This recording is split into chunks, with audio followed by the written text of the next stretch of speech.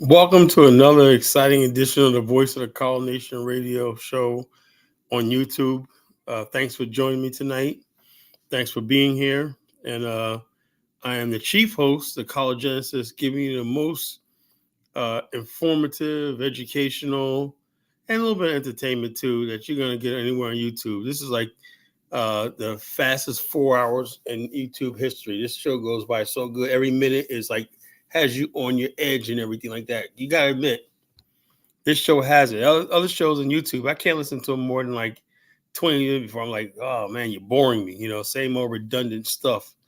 But yeah, we pride ourselves here on the Call Nation Radio Show as being cutting edge and basically going where nobody else want to go, saying what nobody else wants to say, and bringing the real truth and the whole truth and nothing but the truth. Tonight, I got a controversial topic. Okay, a very controversial topic tonight, and it's not what I call the ugly truth. And one of the things we're going to talk about is the dark side of illegal aliens and legal immigration. Legal and illegal. Another thing I want to talk about. I'm going to lose my train of thought. I want to talk about this idea of what I will say black vanity. When are we going to get out of this notion?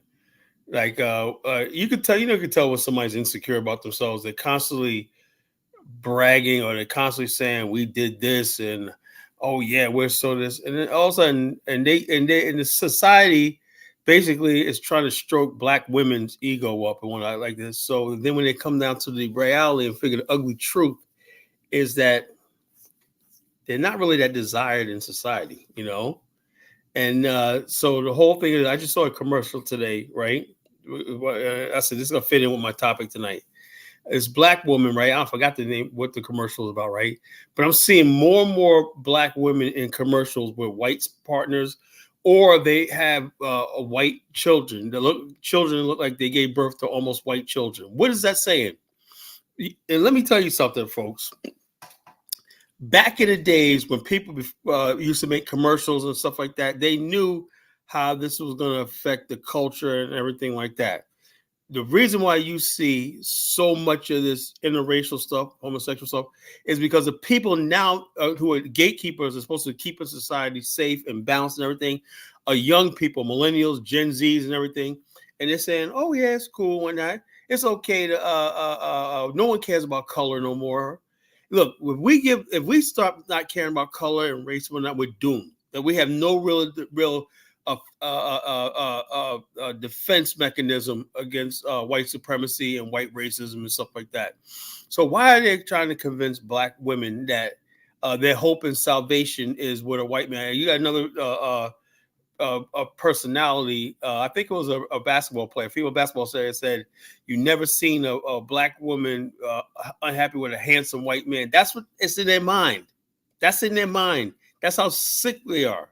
And the bottom line is this, and this is sickness. No one says anything about it because we don't want to seem like an angry black man. Look, you also, brothers, you got to get out of that stuff of worried about what people think about you being an angry black man or.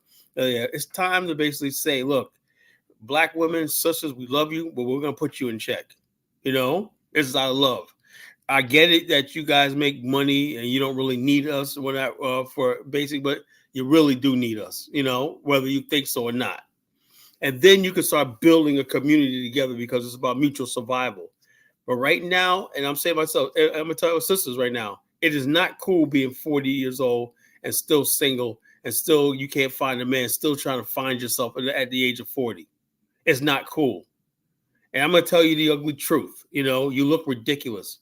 Other women, by the time they're 30, they got it all locked down. They got having kids, they're married and everything. The African-American woman is the one that stays single till she's in her 60s when that's about, you still got it, girl. Or you'll have multiple, and that's what the baby mama situation come from. Women having sex, they don't want to give up having sex and having fun, but they bring children into the world, and they make the conscious decision not to care and they try to lock down a man and whatever like that. When that don't work, they get angry and bitter and stuff like that. So it's all onus on the black woman, that they have to do better. I know some people don't like when I say this or not, but it's the truth. It's the ugly truth.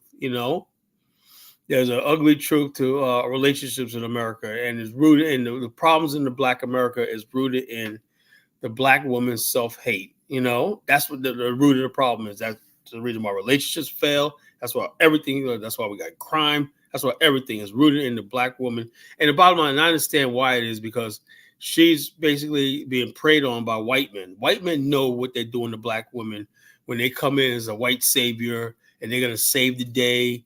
They come in, MP said men are up to par. See, it doesn't matter if men are up to par. Your job is just to match the man, no matter, you're supposed to meet him where he's at. And a woman can make a man. That's what you women don't understand. A woman makes a man. Only a queen can make a king. You could take any man, right?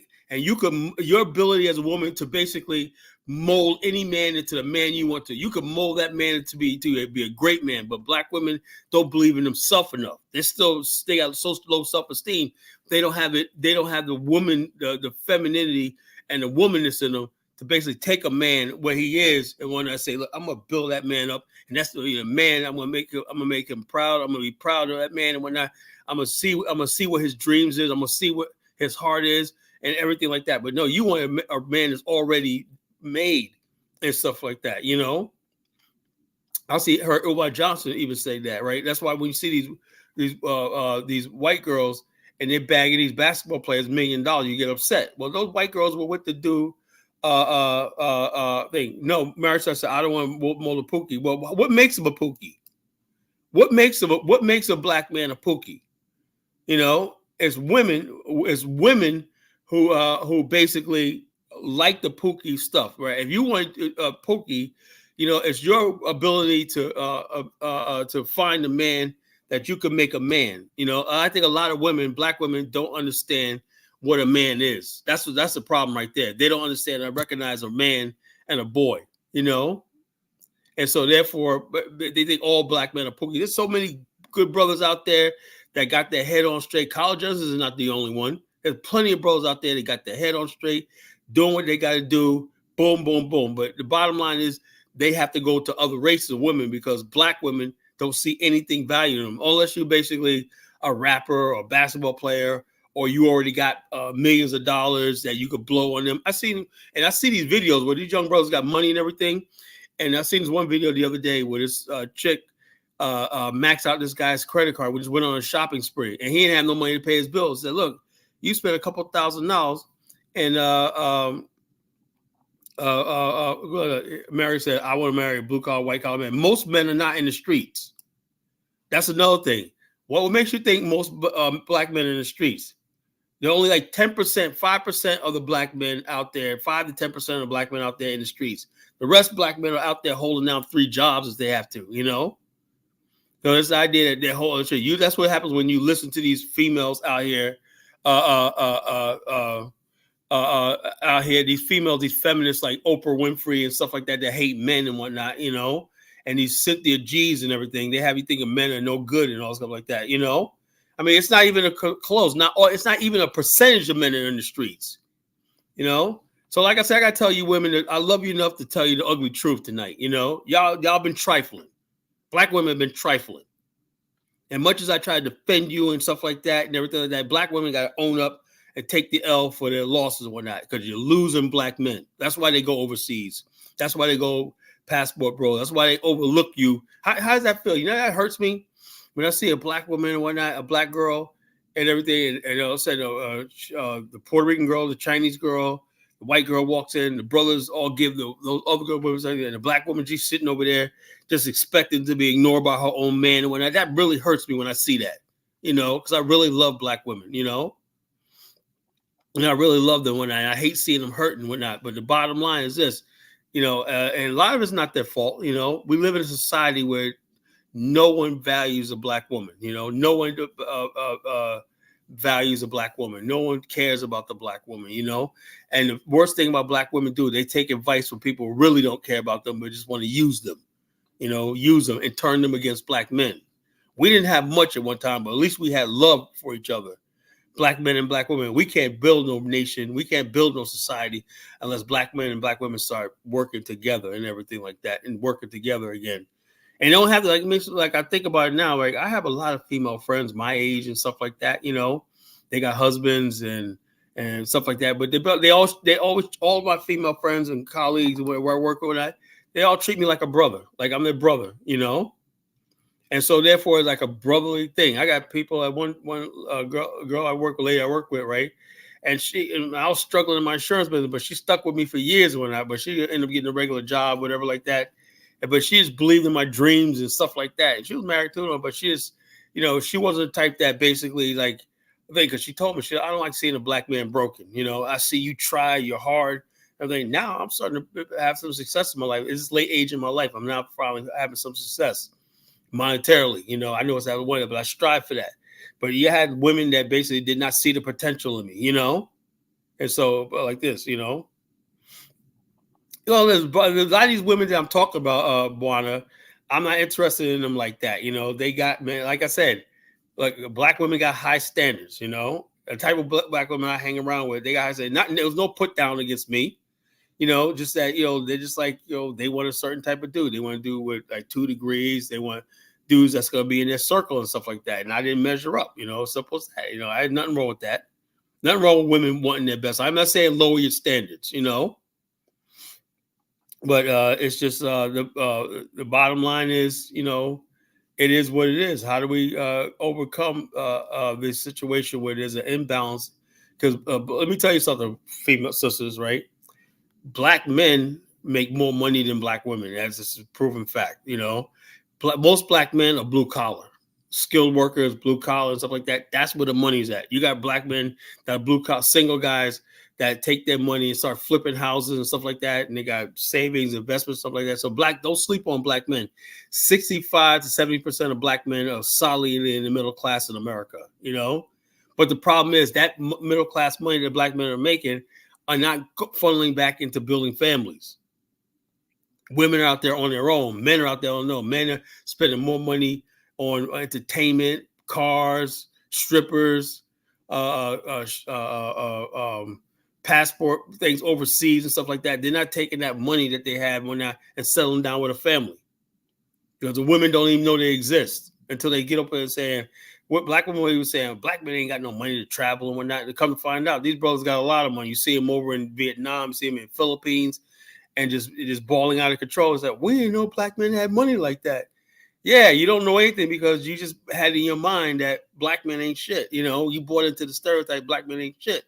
And then when they go overseas or they bag some other race of women and whatnot, you are like you're entitled. Like you're entitled to the black man. You don't want to be with him, but you're still entitled to his time and his wealth, his money, his resources and everything like that. And that's what the problem I have, But like I said, like tonight is all about the ugly truth. We're going to get into this thing about these Haitian migrants, right? I've seen the videos, right? And like I said, and for one is, I'm like this. I have nothing against immigrants, particularly black immigrants. You're welcome to this country and everything like that. But at the same time, right, that when you have an administration that recklessly bring people unvetted over here and stuff, and don't give them the necessary skills, just turn them loose on the streets. If you're gonna bring somebody here, basically make sure they have jobs, make sure they have education, make sure they have housing and stuff like that. So they don't have to basically hunt cats and dogs and do all stuff like that. They said there's reckless driving and driving without license, driving on sure. I got hit by somebody one time with no license, with no insurance, but the guy was from the Philippines. He bounced back to the Philippines. He had no insurance when I had to come out of my ass with for damages on my car and whatnot, because he didn't have a license and whatnot. It happens more than you think it does. People drive with no license and stuff like that, especially when they go to another country. They're facing charge or whatnot. They just hop on a plane before the court date and they're out of here, or they pop up in another state somewhere else. So yeah, there is a problem with this with legal and illegal migration, not just illegal migration, it's legal too, because it takes a good 10, 15 years to get assimilated into a society where you're in a normal flow of things. And the bottom line is this: everybody's not going to freaking want to work at the bottom of somebody else's civilization, right? And in the shadows, you know. Well, he said, do you think Black Americans breed themselves out of existence, right? Well, the Black people, you know, if I said that to Black people, they'll say I'm being racist, you know, with the divesting, the swirling, the passport bros, abortions, LBGT2, yeah, the Black family and the Black existence is a thing, but do Black people even care? I'm at the point now, if Black people don't really care about their future, I am not going to spend all my time trying to say, let's build something when I really, people like, look, let's let it die, you know? And then like, why Black women, well, and also why Black women swirl? Because they don't give a damn about the race. When I was coming up, right, you would have in every community, you have that one fly little girl, little cute little Latoya, right? She had always all the cute girls always had good parents, good house, and they always had wore stockings and whatnot. She had the pretty hair, the barrettes and whatnot. You know, when Mrs. Salty came around and whatnot, you wanted to buy her an ice cream cone or whatever like that. And then when you saw her with another dude that was taller than you, better looking, she broke so many hearts and whatnot. But bottom line is she had a father and whatnot, and she knew now how cute she is and whatnot. She had to make a choice between all the knucklehead Negroes. She had to choose a Black man. Right now, they're telling Black women and other things like that you got options. What's that do? That's white men preying on Black women, right? You know, white men know what they're doing. They're preying on Black women to hate themselves, hate their men and everything. White men, see the white races, they're not happy with white people, white women hating us. Oh, that's too good. That's too easy. You know, that's very easy to convince white and Asian women to hate Black men and whatnot. They try, even though that doesn't really work a lot of times. But the genius of the white man, he convinced Black women to look at us with disdain, disgust, and stuff like that. So the bottom line is we're at their mercy. In 1992, Bill Clinton signed NAFTA into the agreement, which put a nail in the coffin of the Black industrial class, working class, and everything. Poverty, drug use, everything exploded in the 90s and this is a so-called president y'all call the first Black president. You know, these are the people you're still voting for. You've been voting for Democrats and everything. Democrats and Republicans are the same thing because the Republicans and the Democrats worked on NAFTA, you know. When it comes to Black people, they don't give a damn, you know. You have no power. You have no power. You don't even have the power of your own mind to say, you know something, we're going to sit this election out. You know, let them come to you and say to get you off the couch or whatnot. Back in the days, Black people didn't really vote that much, right? But when Barry Goldwater came out talking about he's going to cut off social program, Black people turned down in record numbers and whatnot, you know. But to defeat which we call, you know. So the bottom line is that's what we're talking about tonight. And I want to talk about this illegal this situation in Springfield, Ohio, right? I seen the videos, right? I'm gonna play some of it too, right? Where the stuff that Donald Trump said was actually true, you know. But notice something: Donald Trump never said the word Haitians. He never said Haitians. And then the bottom line is, and right away, the Haitian community today came up and said in Nassau County, because Trump's supposed to speak in Nassau County, said, well, the Haitian community is under attack by Donald Trump. He never mentioned Haitians. He said illegal migrants. So if the Haitians aren't doing this, why would they finger themselves and say Donald Trump would talk to them? How do you know Donald Trump wasn't talking about illegal migrants from Ukraine or Syria or something like that? Why did the Haitians already jump to their defense? Because they know he was telling the truth about them. That's why they're on the defense right now. People are like, oh, I never thought about that, Carl. That's why I'm the College-Genesis. That's why I'm the chief host of the Voice of the College Nation radio show. You know, that's why I am where I am. Because only a College-Genesis thinks on that type of level, intelligent level. You know, Donald Trump never said the word Haitians. He said illegal migrants. The Haitian community and the Haitian activists, these Haitian enthusiasts and the white liberals put the Haitians name in their mouths and whatnot. Said he was talking about Haitians, you know, try to put a racial thing on it, you know. So in other words, basically when he said illegal migrants, he could have been talking about anybody. He could have been talking about Mexicans. He could have been talking about Ukrainians. He could have been talking about Japanese illegal migrants, you know. But the fact that people jumped the gun and said he's talking about Haitians mean that there's some truth to that, you know, and they know it's the truth. So they know, and the reason why they're fighting so hard against this because thing. Yeah, no, Barani, I'm sorry. I'm sorry. It don't work like that. Donald Trump is not stupid. He never said Haitians. So the bottom line is this: there's all kinds of illegal migrants in Springfield. No one, even the people in the area, no one ever actually said it's all Haitians. It's about Africa getting 2 seats in the Security Council. I don't know what the hell that's going to do. It's not permanent seats. They want permanent. This Africans on the Security Council is a rotating thing, but permanent seats is what they talk about. Like China, Russia, the United States, and the UK have permanent seats in the UN Security Council. And the UN's a freaking joke anyway. It's a freaking joke organization anyway. It's the biggest joke of the last 100 years, the UN. The United Nations do not speak for me. It doesn't do me any good in my situation in America and everything like that. It's all about these dictators and thugs and these globalists and whatnot carving up the world and doing what they got to do to suppress the rest of the world. Elvis in the house, man. Elvis, man, you got to answer for your brothers and sisters up there in Springfield.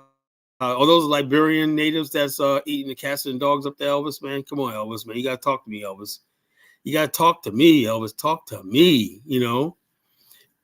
But like I said, I have nothing against immigrants, particularly black immigrants and everything come here and whatnot. But there is a dark side to illegal, and we're bringing third world people into a first world country, And the problem is Kamala is a third world person herself. She comes from Jamaica, whatever. Like she's from Indian roots and whatnot. These are third world people. So, of course, they got sympathy for third world causes and whatnot. So Kamala wants to make... The thing is, what these liberals want to do is this. They think us born in America, right? There's something wrong with us born in America that we're privileged. And I heard Barack Obama say, it's not fair that an American worker doing the same job as somebody in Peru is making way more money. Yeah, Barack, it is what it is. So in other words, basically, as someone in Peru, they got to build their economy where they can pay like somebody in America. So I should feel guilty because I'm making a certain amount of money in the United States and whatnot, and somebody in some third world country is working for $1 a month and whatnot. I'm supposed to feel guilty about it. I feel bad about it, but when it comes down to it, it's like survival of the fittest. I'm looking out for number one, myself. And I think a lot of black people in America, Americans in general, got to start doing that because we're being cornered right now. Our back is up against the wall. They want to destroy and take everything we have and basically flood this country with the third world. And so there's no difference. Like we're all equal. That's what socialists do. We're all equal. We're all this. And we're all comrades of the socialist, global socialist order and whatnot. There's no... Well, geez, we spent like decades building the industrialized base in America. Whatnot. We should benefit from that shit.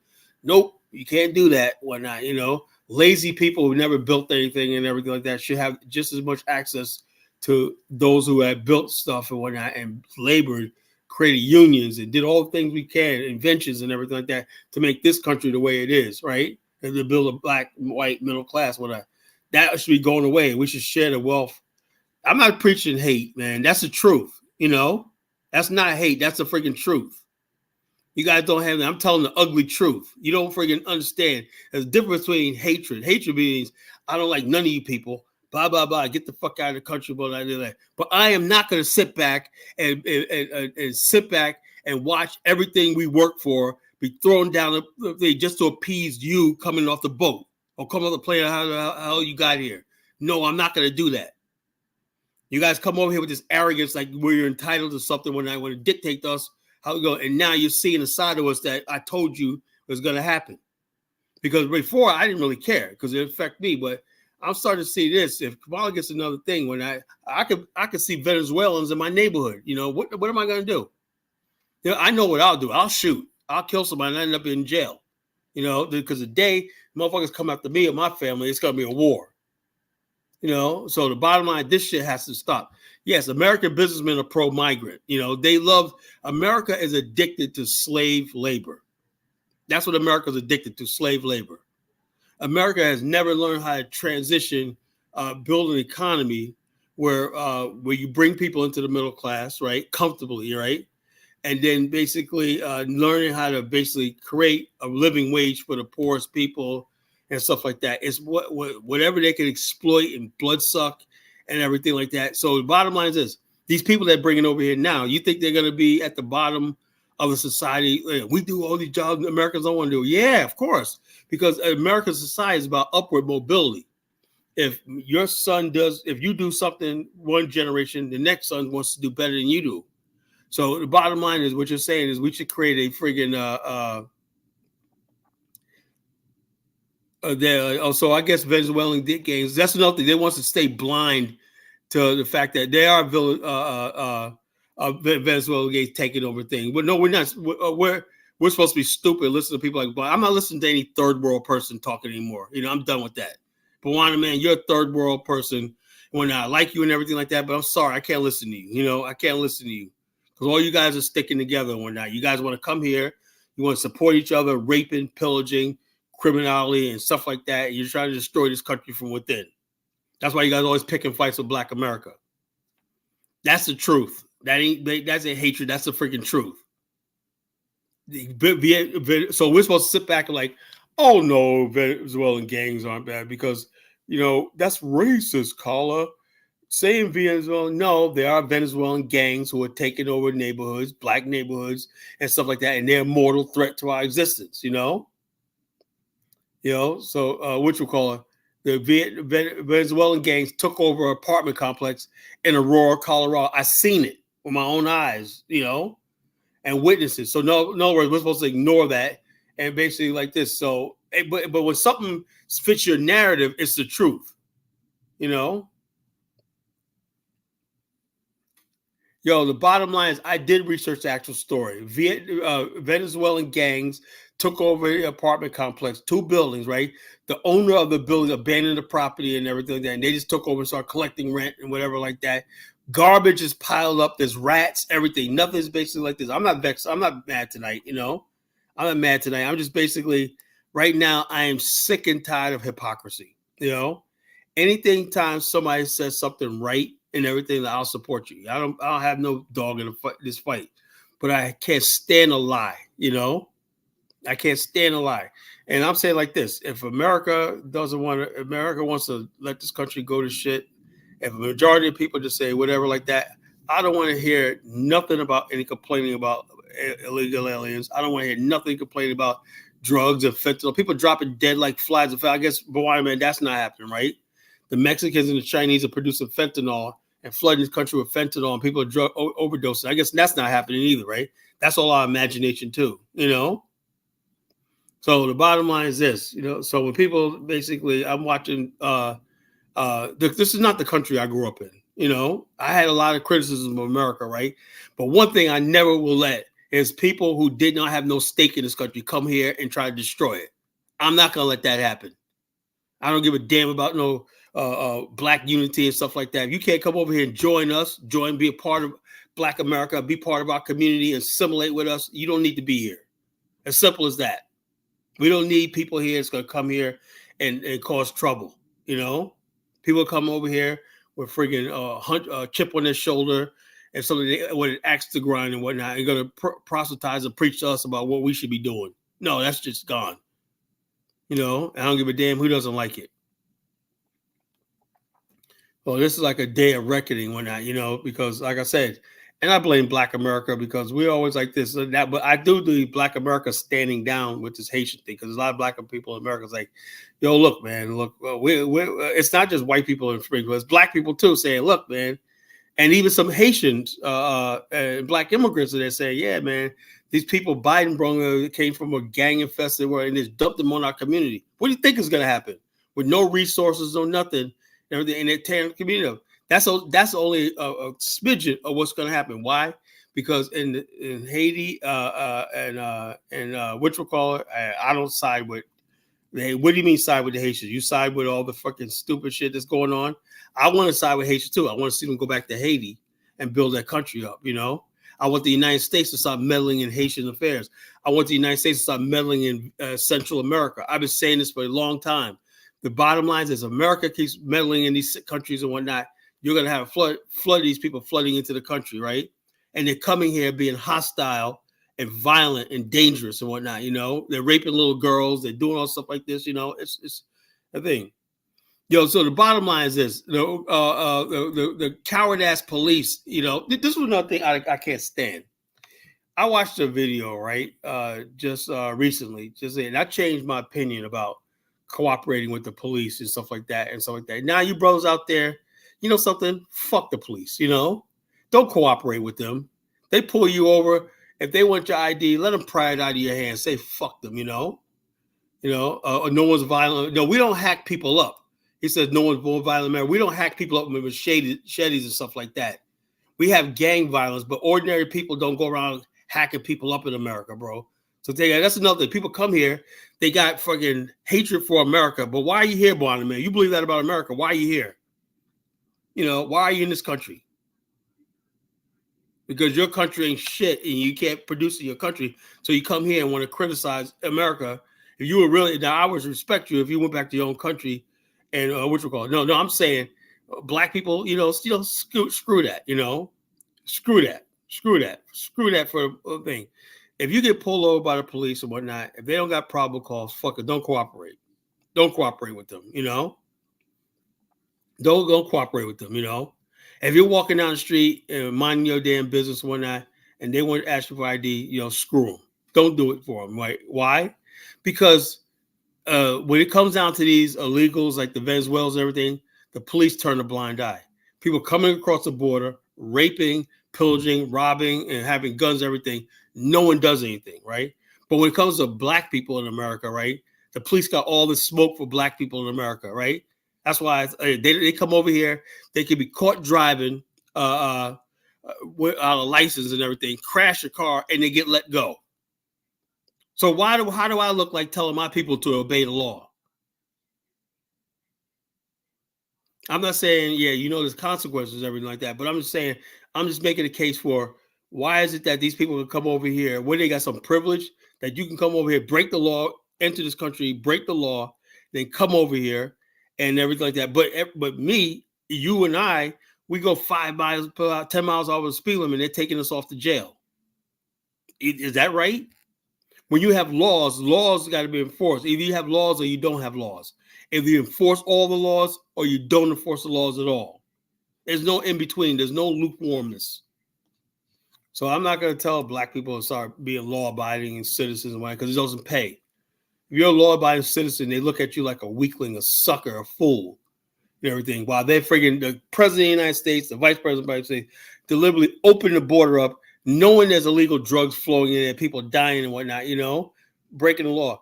There was one case in California where somebody was caught with fentanyl, took a couple of Mexican dealers, and they were released on their own recognizances, is that released on the no, they weren't. They don't get deported. Illegal aliens are getting turned loose right outside the country. They're trying to, Kamala Harris wants to ban ICE. ICE would go and deport people, but ICE has been neutered ever since Biden got into office.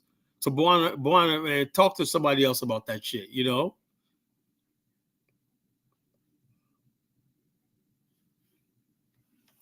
So that's what I want to talk about tonight.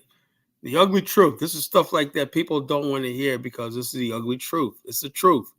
People don't want to freaking talk about this stuff anymore and whatnot. But I have to basically to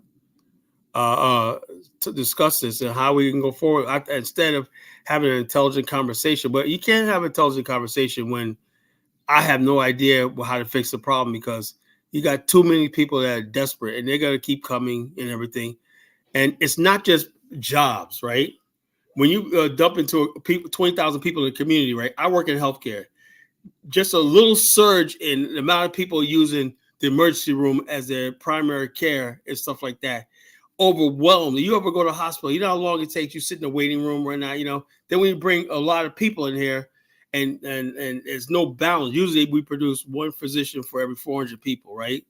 But that balance is gone now. We don't have enough physicians, specialists, clinics and everything to handle this massive influx of people that's coming in. So people who are citizens who are paying for regular insurance and stuff like that are suffering because we got to take care. We can't turn nobody away from the hospitals and everything, So the bottom line is this is what I talk about. Also, housing, right? The reason why we have a housing crisis is because you got millions of people coming over here. You got to put them someplace, It's more to it now. You can't just bum rush a country and thinking you're going to be taken care of. It doesn't work like that. It does not work like that.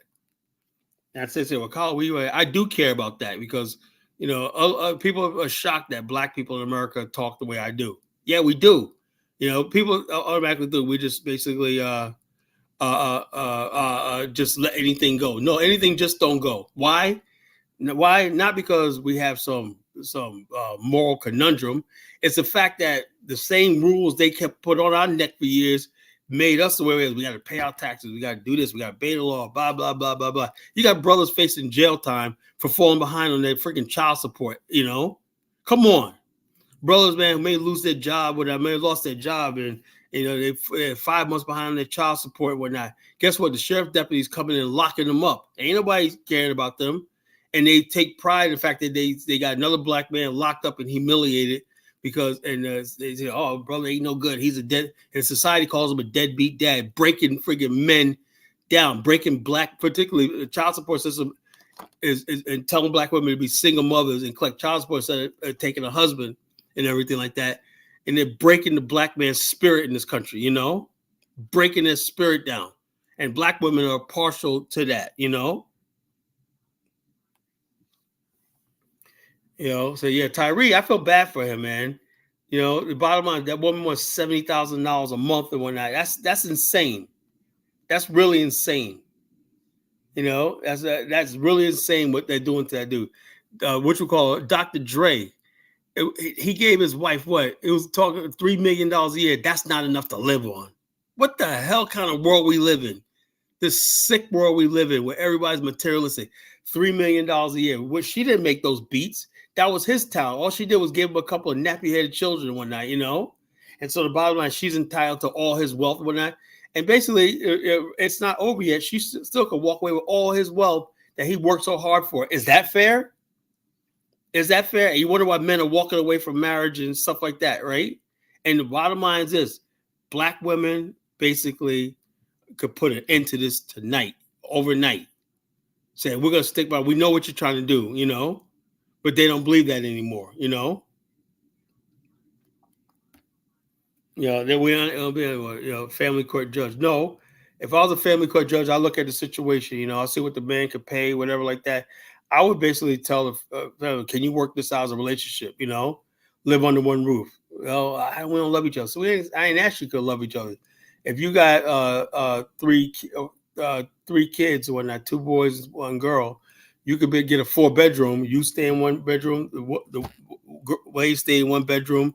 Each kid, the 2 boys got 1 room, and the girl got 1 room. And they got privacy and everything, and you're working together as a family. I don't give a fuck if you're married now. Why don't we talk about that? I don't give a damn if you're married or not. If you're married or not, you're gonna live in that household and maintain that household. You tell me we can't even do that? Have an arrangement and stuff like that. You can still have your girlfriend or whatever you're gonna do until you decide you're gonna move on and everything like that, move out, whatever like that. But you don't think your kids deserve at least 10, 15 years of you guys living together and having your resources shared in one house and everything? Why is everything got to be dragged into family court and people and cause more bitterness and hatred thing? So it doesn't matter if he's a billionaire. That's still his money. That's still his money. She divorced him. The bottom line is this. But he was giving her. He gave her $30 million up front, right, and then promised her $3 million a year. You tell me, by such imagination, that's not enough. And what you call Buana, you gotta stop being freaking a beta male. You gotta stop being a beta male when I cape for these women. Women ain't gonna like you anymore because the women don't respect men who act like that. Yeah, I stand on square. The bottom line is this: that's absolutely wrong. That's absolutely wrong with the judge and the people trying to do the Dr. Dre. I don't even like Dr. Dre. I don't even like Tyree. Now I don't think Barnum is gay. It's just that he's basically somebody sits around listening to liberal propaganda all day and all night and whatnot, and think that's the thing. Now I'm gonna come here. You come here. You hear what a real man's supposed to sound like. That's what's one thing I want to do with the show. Like, I want to give people what a real man, a real black man, is supposed to sound like. That's me. You know, I don't sit there and mess around when it comes down to what's real and what's that. You know. Yeah, I know women love me on that because I stand up like a man. That's why they're not used to that. A lot of people are not used to seeing a black man that's a real fucking man. Everybody's like an Elvis. Oh, black women, you guys can't do this, say this. But man, get out of here with that shit, man. Women like men who not put them in a place, but I like to pedestalize women. But you're gonna know your role. You're gonna know your role. You want to be a queen, you better act like a queen. You want to be a hood rat, a hoochie, a ghetto, roach spray smelling, dirty diaper wearing, having hood rat, whatnot. I'm gonna treat you like that. But if you act friggin' like a woman, a lady, and everything, like I love Frenchie, she's a lady. I love Mari, and all the women that come to the show. MP, whatnot. MP is a little rough, but she's ladylike. I like women who act like ladies. That's more than anything else. You don't have to be a hoe or 304 with me. You just act like a lady and let your sweetness and your gentleness and your tone speak for itself. That you can get through to me. Any woman can get through to me, but just acting like a woman, acting like a lady, acting ladylike, and men have to act like gentlemen. Chantel, what about Chantel? Stop, man. I have nothing against Chantel, but just not my type. I don't like that hood rat type. I don't. I won't disrespect her. No, she's still a woman. She's a mother of black children, so I won't disrespect her like that. But I can't exalt her. I can't exalt her. Some women you exalt. Some women you exalt. Some women you just tolerate. I don't hate Chantel. She's somebody I'll tolerate. But like I said, I like my girls, Mari and Frenchie, because they act ladylike. And I want everybody to respect them on this panel. I've been listening to some of these shows and whatnot. I don't like guys flirting with these girls on my platform. I'm gonna put an end to that shit too. There's gonna be some respect here. Respect for our sisters and whatnot. If a woman's not carrying herself like a hoochie, stop talking to her like she's a damn hoochie. That's what I believe. We have to get back to that where we have morals and standards and stuff like that.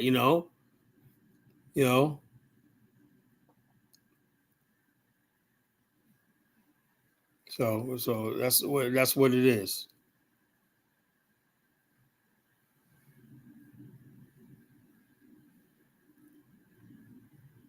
Not flirting. Well, I mean, just like saying stuff like, "Oh, I'm gonna make Frenchie my wife" and all that. I don't like that. I really don't like that. I really don't like that. So this is supposed to be. I want this platform to be professional. Don't like all that stupid.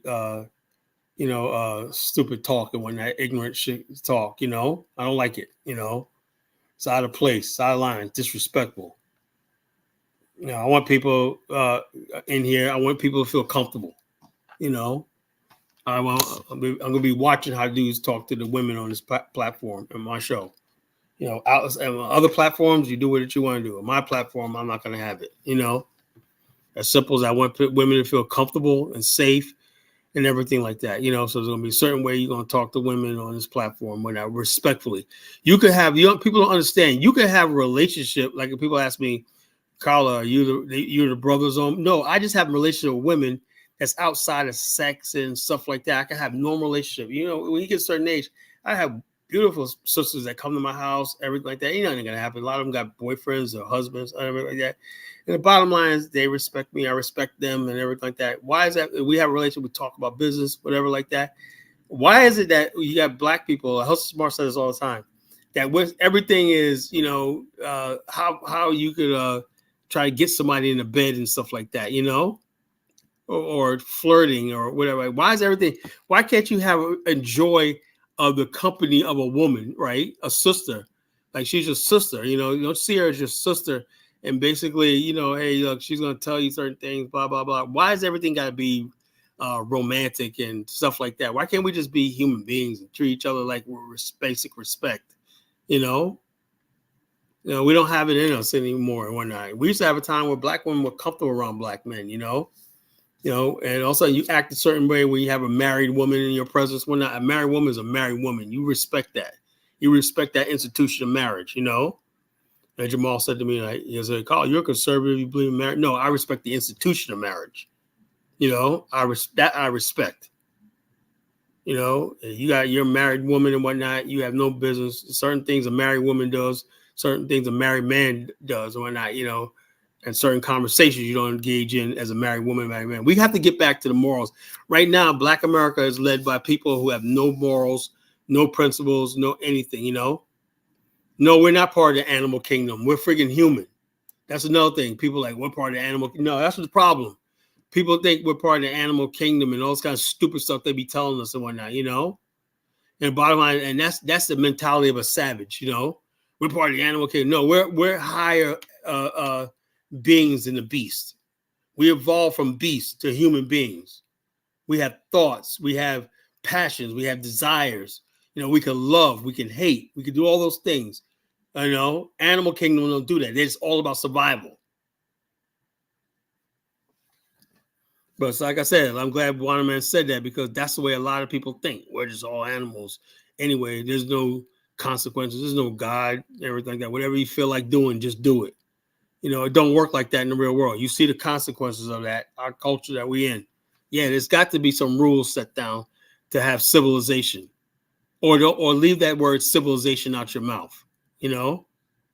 That's what I'm about to tell Black people. You need to leave that. Stop saying Black people, Africans created civilization and civilized the world. That's a lie.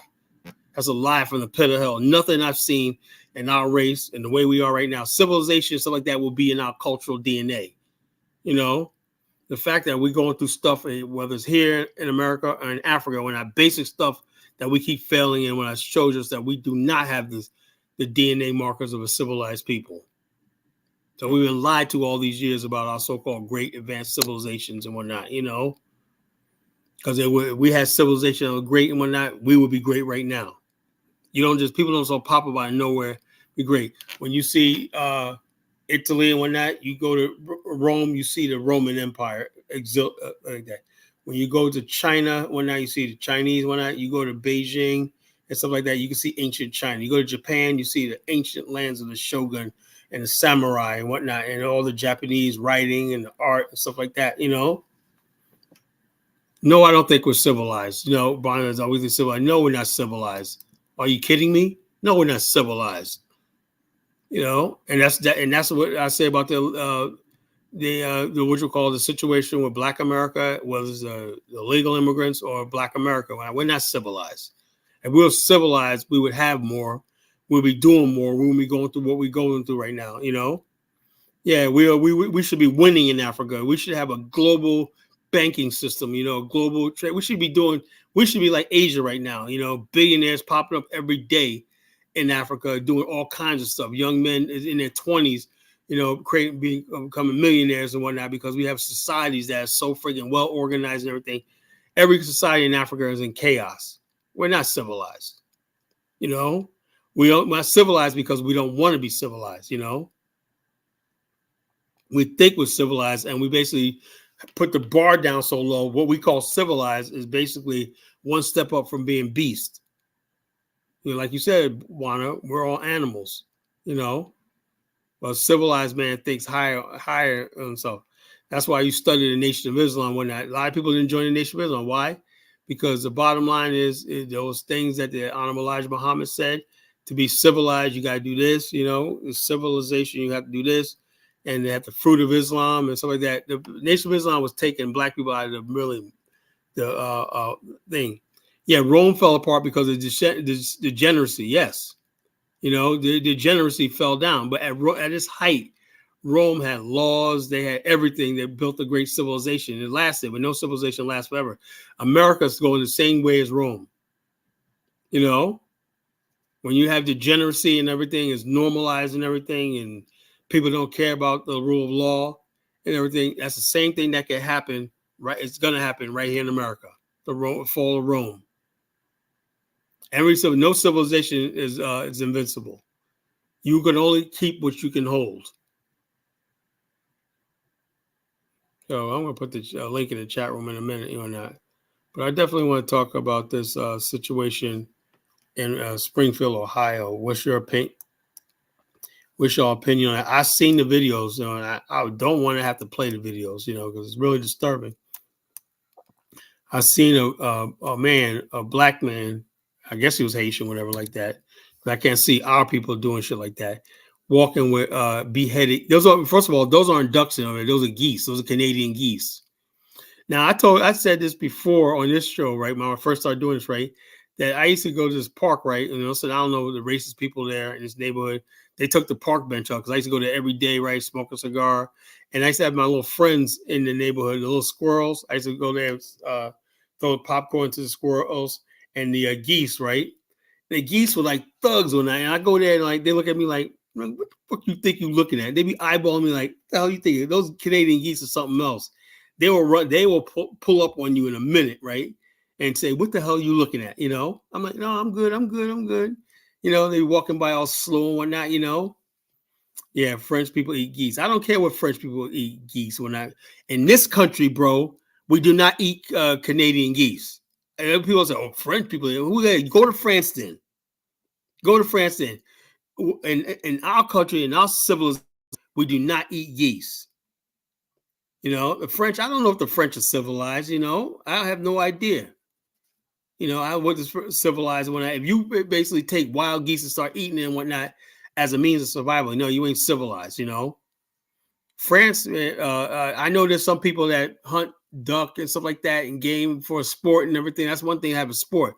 But goddamn, when you basically are doing that to survive, right? Look, like I said, I go to the park, throw stuff down for the geese and whatnot. That's a pastime. Squirrels, throw popcorn down. You make friends. Your little woodland friends. Got the geese and whatnot. Then you got these sparrows. You got these sparrows. They're real loud and whatnot. They throw stuff out there and they come out there and get it. My squirrel. I told you, squirrels in my backyard, right? I throw stuff out there, right?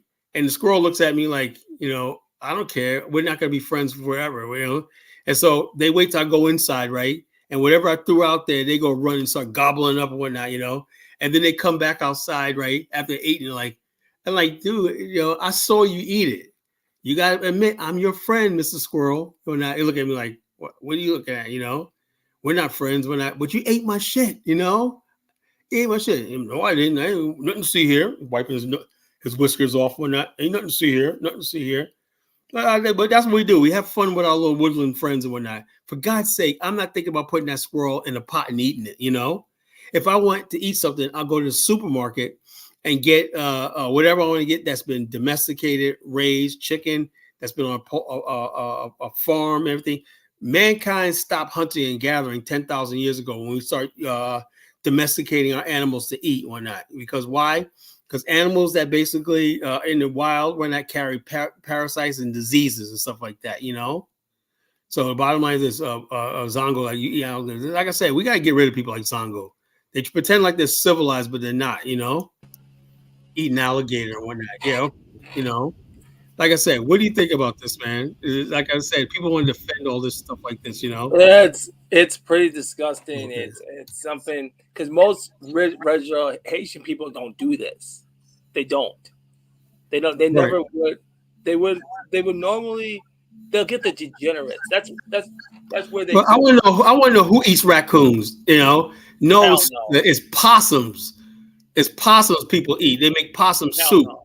No. Nobody eats raccoons or not. That's how people just talk out of them. And they're so ready to defend all this degeneracy and shit like that. They don't know how stupid they sound.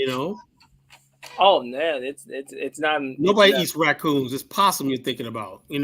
Oh no, I don't eat that. I don't eat that shit. I don't eat possum either. But people do eat possum. Nasty. They wanted me to. One of the people at my work wanted me to eat a raccoon. No, I'm not going to eat that. And they always follow white people. Since white people do it, must be all right. White people in America are freaking savages their damn self, that's a typically what they'll typically what they'll do is eat that stuff up, and they think it's good, but I don't think that's not good for a traditional black body that has, because that has a special for black people. It has special nutritions that the black body never takes, and something like that. No, You can't sustain. Sometimes I had deer meat before as a novelty, right? But people act like they're gonna frigging have deer meat on a regular basis. It's okay to eat alligator meat. All these wild animals that carry diseases and germs and stuff like that, and they're trying to defend it, yeah, you can't defend that. You know what I'm saying? So people try to defend this stuff, whatnot. And I'm like, dude, man, if you want to do that stuff, man, please go back to your own country, I mean, come on. Come on, it's ridiculous. Yeah. All right. First of all, Ben Yusuf, you're up next. What's going on? Hey, what's up, brother? Can you hear me? Yeah, I can hear you. Yeah, I just wanted to say, as far as what's going on with the Haitians, man. If you go over to the DR, illegal migrants. Say illegal migrants. We're not gonna say Haitians because we haven't confirmed that it was all Haitians doing this. It's illegal migrants. Yeah, these people, from Haiti, Jamaica, Venezuela, and these third world countries, they call them third world countries for reasons. Even their own people over there, like in the DR, they don't mess with Haitians because they just wild like that. You know what I'm saying? With the voodoo and the sacrificing, and you can have your own religious things, but they're more on that primal African tribal level, if you want to call it that. With like sacrificing animals, because even the European. This right here, this guy says Eskimo. They always go try to justify Eskimos eat seal and whale meat. Yes, Eskimos are primitive people, right?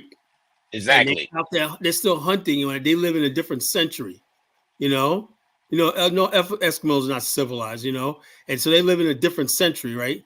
This country right here, we are friggin' we're civilization. This is the United States of America, the most advanced civilization the world's ever seen.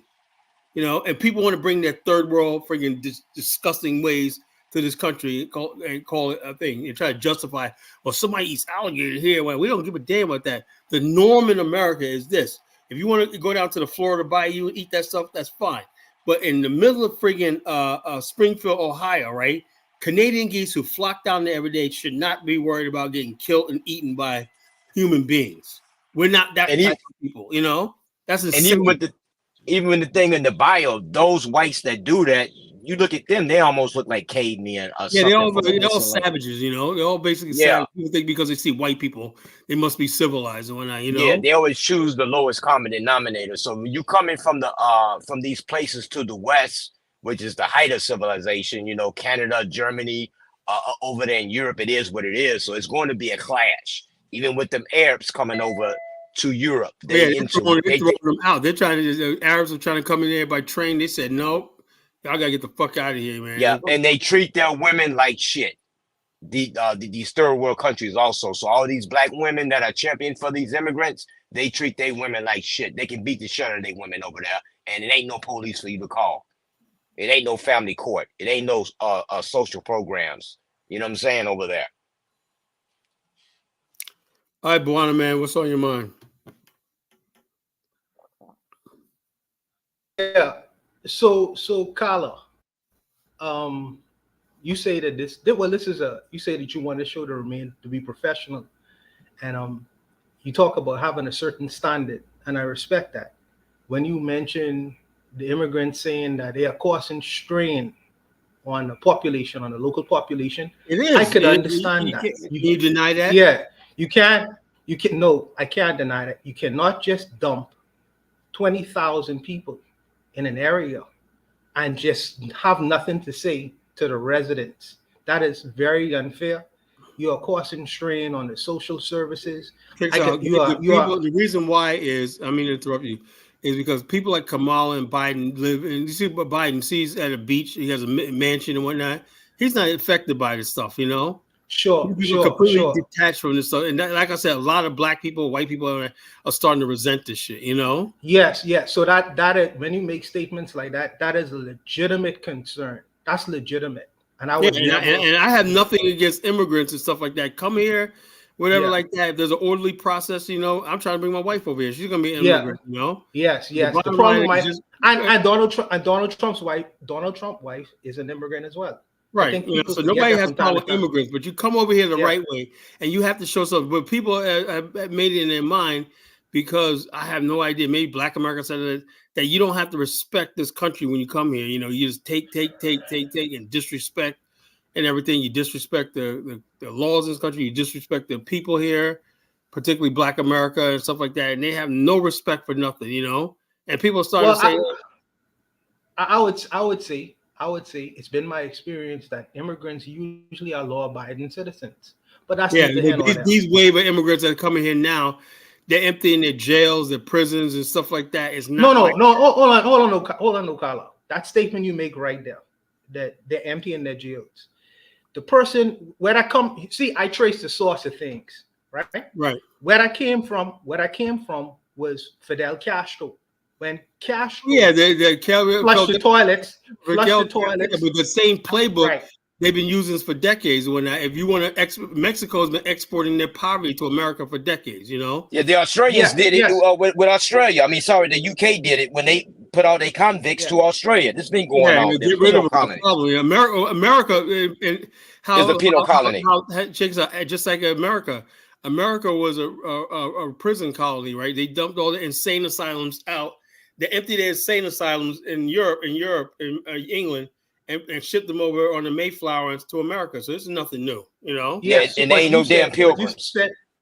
You said tonight that this is a real conversation. We are having a hard talk on immigration. And this is a real conversation.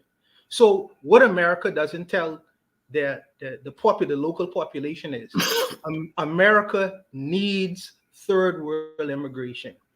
And I can explain this to you right now and why I'm saying this. Oh, I know that. I'm going to tell you right now. Let me finish. Yeah, let me finish. And they are not telling this to the local population within America. Most Americans, and I'm gonna be honest about this, most Americans in 2024 will not work under a Florida sun to pick oranges or apples. They're not gonna do that. And really and truly, they want not for the wages. What Americans have grown comfortable with. But we don't need that many people to pick oranges, brother. We don't need that many people. You know what I'm saying? Mr. Yosef, let me just have a heart to heart with Carla. So most Americans won't pick fruit under a Florida sun, but the so-called third world will, and they will at prices that they were not willing to pay Americans. You know what's going to happen if they allow Americans to pick fruits under a Florida sun? The apples and oranges you buy and purchase in a grocery store for $2, it'll go up to $20 a bag. Most Americans don't want to pay $20 for oranges or apples, brother. So to have that cost remain where it is, they have to have that so-called third world immigration, because what immigrants are willing to do, Americans are not willing to do, and corporations are not willing to pay for certain things. Say about that is, when I was a kid, I used to work on a farm. When I did it, when I was a kid, those jobs like that used to be summer jobs, summer entry-level jobs for kids, teenagers, and whatnot. You work for the summer, and basically, you had a pocket full of money when you're done and whatnot. Yeah, but just right now, it's not just the immigrants, right? Right now, you have grown people working at McDonald's, taking freaking jobs that were for teenagers. We don't have that teenage first job work ethic culture that I had when I was growing up. When you was 14 or 15, you got your work permit and you want to work. Now these kids, 15, 16, they ain't getting their first job till they're 18, 19 years old, and they want top pay. No problem. There's also a video by a CEO of a company, and he said that I love Haitian immigrants. In fact, I saw that. I wish I had more of them. And he said the reasons why. Did you hear the reasons why? He said they work hard and they basically don't complain. But they're not on. And then he said that they are not on drugs. He said that they are not on drugs. Now that's been his experience as an employer. But check this out, Buana has one problem with that, right? That's a short-term problem. Why? Because do you think in 20 years, those Haitians stay here? You think in 20 years and whatnot, those people are going to want to work, do the same thing they're doing now? No, they're going to want a piece of the action. And that's the problem with conflict. That's the problem with Black America, right? Everything was good when we came up from the South. We helped build the industrial base of America. Then all of a sudden we're saying we're tired of working in factories and all that. We want part of the Wall Street professional class and stuff like that. And then that's what the white people said, no. Be satisfied with the crumbs at the bottom of society. See, the problem you are confusing, but see, the problem with that argument is that's no, the second generation. No, but I'm an immigrant. That's on purpose. I'll tell you from a third worldist perspective. You are talking about the children of the immigrants who come into the country. Usually, because let me tell you what happened. The people from down south, when they first came to Detroit and Michigan and stuff like that, and they got those car jobs and shit like that, they built the car factories in Detroit. It's the second generation of us. It's the children of who wanted more in the country. That's everybody. I was like that. I didn't want to work where my father worked that in the factory. I didn't want to be a factory worker. Yeah, so after 20 years, yes, those initial immigrants will want to continue maintaining that lifestyle, but their children may want something different. So how are you going to basically integrate Haitian kids into a friggin' society that's basically white, racist, and also there's hostility between the Black African American majority here and these immigrants? How did they integrate into New York City? How did they integrate into Florida? Well, I don't think they integrated. New York City is a different thing. I'm talking about in Springfield, Ohio. Where are they going to go? No, I'm saying that if they was able to integrate into Florida, if they was able to integrate into Boston, there are a lot of Haitians. Yeah, but they live in absolute poverty. The crime rate in Miami is because of the Haitian community. It's out of control. No, brother, don't do that. Don't do that. Don't do that. In every population, you heard of Zopound? Come on, brother. Don't do that. Don't do that. The Jamaicans also. The Jamaicans in Washington D.C. was violent as hell. Are you kidding me? They did a drug trade. Carla, in any population, you're gonna have the hardworking people. You're gonna have the professional class of people, and you will also have a criminal class. You all have a criminal class. We have a criminal class. Don't do that, brother. Don't do that to Haitians, brother. Haitian women are in. They are help old people and sick homes and shit like that. Haitian nurses. You think people are gonna do that Haitian teachers, Haitian doctors. Don't do that, brother. Don't do that. That's just a false narrative you create. Well, you do it to us. You do it to us, and you say we violent over here. I want to talk to Carla. Why is it everything when you're defending so Caribbeans, one last thing, Carla. Everything's a lie, but when we call it Black America, anything goes. But you ever think about that? But Carla, all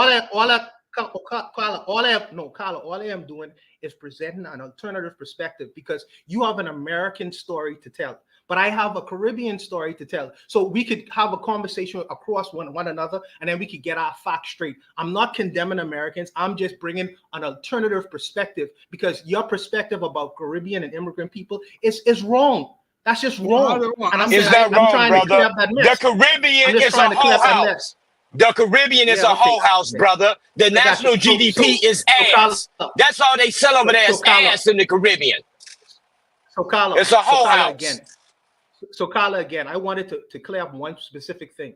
When you talked about the eating the dogs argument, that is traced back to an American lady who was actually I gave you the video for you to play. Okay, well hold on. Let me find. Hold up. Let's clear this up, right? Please play the video. Please play the video. It's right there. So you're not gonna play my evidence. You're not gonna play my evidence. Oh, okay. Hey brother, look how you living over there in Haiti, like animals over there, man. Come on now, look how they living over there in the homeland where they come from. Okay, I just want to clear. I'll play your video after I play this.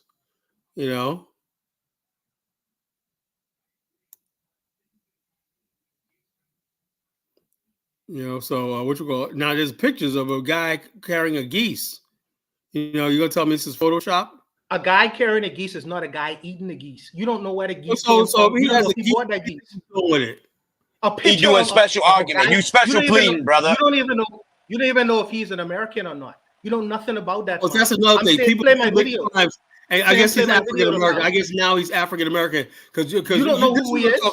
You guys have this superior attitude, white supremacist attitude that everything bad is Black America, and the Haitians and all you immigrants can't possibly be doing anything wrong. I'm sick and tired of it. when did I mention that? Somebody in the chat room said, "Colin, what happened to your Pan-African? You don't know, fuck Pan-Africans. How about that? You know, okay. Let's Focus, hold on. We have to basically take shit from other people, belittle our people and everything like that, and be the butt of everybody's scorn and joke and whatnot. I'm sorry, I didn't sign up for that. Yes, I hear it, and I understand that. But I'm saying, and brother, I hear you on Brandon's show. I hear you on Brandon's show. You be on Brandon's show talking mad shit about Black Americans all the time. We having a one-on-one call. I haven't been on Brandon's show in my suite for 5 months because I stopped going to Brandon's show because Brandon said that Martin Luther King, he said something crazy about Martin Luther King, and I thought it was out of form, and I stopped going to his show. You haven't heard me there. Anyways, but when you were there, brother, you was to talk shit about Black Americans. Kyle, let's focus, bro. Let's focus, bro. I want to focus. I sent you a video. Please play that video. Please play that video. I'm gonna play this one first. I'm gonna play this one first. Hold up. God dang, man. Yeah, this nigga in his feelings, boy. He plead like a motherfucker. He got the cape on. I'll play his video. We give everybody a fair shot, you know. I am a fair person, you know. Yeah, I just want to trace the source of the video. Yeah, and bottom line, and I get no pleasure. Look, I get no pleasure in doing this one because I love the Haitians, I love the Black immigrants and whatnot. But you guys are gonna learn to respect us, you know. As simple as that. I'm sorry. You know, respect go both ways, though, Colin. Respect go both ways, bro. No, we gave you respect. You know how many Black people celebrate Haitians Revolution and and Haitians resent that. Everybody on this panel, don't we always talk about brag about the Haitian Revolution and stuff like that? That's in our culture, you know. That's what they over here and act like they like we never did nothing when they're gonna get close to white people. When Haitians first came to South Florida,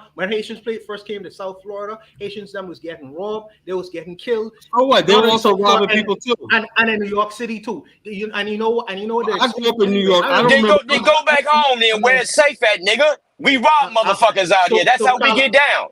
It's America, nigga. Haitian. It wasn't because they're Haitian. They move into poor, crime-ful neighborhoods. They get robbed, and they basically say America targeting them. Man, you know, yes, sir. White supremacy. Yes, sir. So could you play that video for me, please, though? Hold on, let me play this video. Now you don't see a Haitian going into like nice middle-class Black neighborhoods getting robbed. You go into the worst neighborhoods, the slums and whatnot, where people are on drugs, everything like that, because it's cheap. And then something happens to you, and suddenly you're gonna paint all Black America with a broad brush. Yeah, they'll rob my ass if I go out there. It ain't because you Haitian. Shit. I get robbed and whatnot, you know? You guys may take everything so personally, like, oh, they're after us and whatnot. That's a lot of shit, man. Come on, stop it, you know? The resources they're getting and just came in here? Yeah. I need some solutions. I'm losing my mind. This is Springfield, Ohio. What was once a small town in Ohio, home to roughly 60,000 working-class Americans, until 20,000 plus Haitian immigrants flooded into town with rumors of them eating the neighbors' cats and local geese. What did you do? Why'd you kill the cat? Did you eat that cat? Did you eat it? No, why'd you kill it? They're eating the dogs, the people that came in. They're eating the cats. They're eating Haitians. They're eating the pets. And causing car accidents left and right, and driving locals out of their homes by paying above-market rental prices with welfare subsidized by the American taxpayer. Are these Haitians eating cats? How did they travel 2,000 plus miles from Haiti all the way to Ohio? And do the locals and their new Haitian neighbors get along? I pulled up to Springfield myself to see if this was real or overblown fake news. A lot of this is alleged because I truly don't know what's going on, and neither does Twitter. Twitter is relying off of a few images and a few Reddit threads, and there are rumors that Haitians are taking neighbors' cats and eating them. Are you from Haiti by chance? Does everyone get along here in Springfield? Yes. Good? Good. Motherfuckers are worthless. Bunch of worthless sand. Yeah. When did the Haitian neighbors come and move here? I'm going to say probably 5 months ago. Okay. I spoke to a few of them in French. They're up there. Don't wave at me, you sorry saying. I tell them like it is. Man, I don't like them. I don't like them, and I want them to know I don't like them. Pack up and move back to Haitieville, where the fuck you're from. Why did you come here to Springfield? Springfield pour me travailler, me chercher une vie meilleure. Moi c'est haïtien. Okay. Okay. Do you plan on living here for much longer? Yeah. Yeah. I heard there were rumors of Haitians eating the neighbor's cats and a Canadian goose. Is that true or completely false? No. Okay. Okay. Yeah, like I said, I don't know if it's true or not. You know. Okay. Peut-être moun ki doit avoir un problème d'éducation qui fait ta faire ça même pas quoi. C'est vraiment difficile pour ça t'arriver. Okay. We've lost a whole bunch of cats. There was a van pulled over that had over 100 cats in it with the Haitians. They said they was eating them. Actually? Yeah. Not fake news. Not fake news. So a van was collecting cats and eating them. I watched it happen, yeah. Watched them get pulled over with the cats and admit to the police that they was eating them. You're not joshing with me. No, I'm almost 50 years old, buddy. No. You don't mess around. No. Twitter is saying the Haitians are eating cats and can't drive. Is that true? True or no? No. No? Okay. I believe it. Like, I've heard rumors about them taking the geese and killing them and eating them. So I try to stay clear away because I've even heard about them eating the eggs over there. So I'm like, okay, that's kind of disturbing. They not. There he is. This is your guy right here? Yes. Okay. So far, so good. I haven't had no issues, but they kind of know. And are they chill? They're all right, I guess. I don't pay no mind to them. You know, and they're everywhere. They take our fucking apartments. The landlords make the people move out so they can rent to the Haitians to get more money. You know, it's bullshit. You know, you go to the grocery store, there's no groceries because, you know, they give them $3,000 a fucking month plus food stamps. I'm an American, just like you. Yeah. And these motherfuckers come from Haitianville, wherever the they're from, and they get everything. They get medical care paid and everything. You know, it's bullshit. Where'd they get the money? The government. They said it's a fucking program for them to for like migrants, like asylum seekers. Yeah. Okay. I mean, they're like roaches, man. Yeah, I get along with them as long as they don't go pulling their crazy machetes when they're out mowing their grass with it. They brought out machetes. Oh yeah, that's how they trim their yard. It surprised me they let them all in, but I think that if they're going to come in, they should be legal and not illegal. And I don't see why they're giving them all this money and everything like that when our people are the ones suffering for all this for them coming in. I'm getting ready to be homeless. They're getting ready to sell my house because of the Haitians. You think a Haitian will move in? Yeah, they're coming Wednesday to look at it. Actually? Yeah, and when they buy this house, we'll both be out here on the streets. We ain't got nowhere to go. We're on fixed income. Are Haitians paying rent? Are they paying their bills? Are they being paid to live here? They're being paid to live here. I don't see why they'd have to pay rent if they're being paid to be here. Who's paying them? The government. And that's our biggest issue too, is they're taking our schools over and they're running the Americans out of our own countries, it feels like. This country has gone to hell. 12 motherfuckers live there, and there's another 7 or 8 lives right here in this corner house. And 4 of them just moved in here. They ain't in there. Do you think you'll sell the house to a Haitian family one day? Hell no. I wouldn't give them motherfuckers the sweat off my balls if they was dying of thirst. I'm for real, man. I get it. I am fucking sick of them. This is You know, I don't give a fuck if they put a Haitian in every fucking house. I'll be the only white person here. Twitter is saying that Haitians are kidnapping the neighbor's cats and eating them. Is that true or false? I gotta ask the hard questions here. I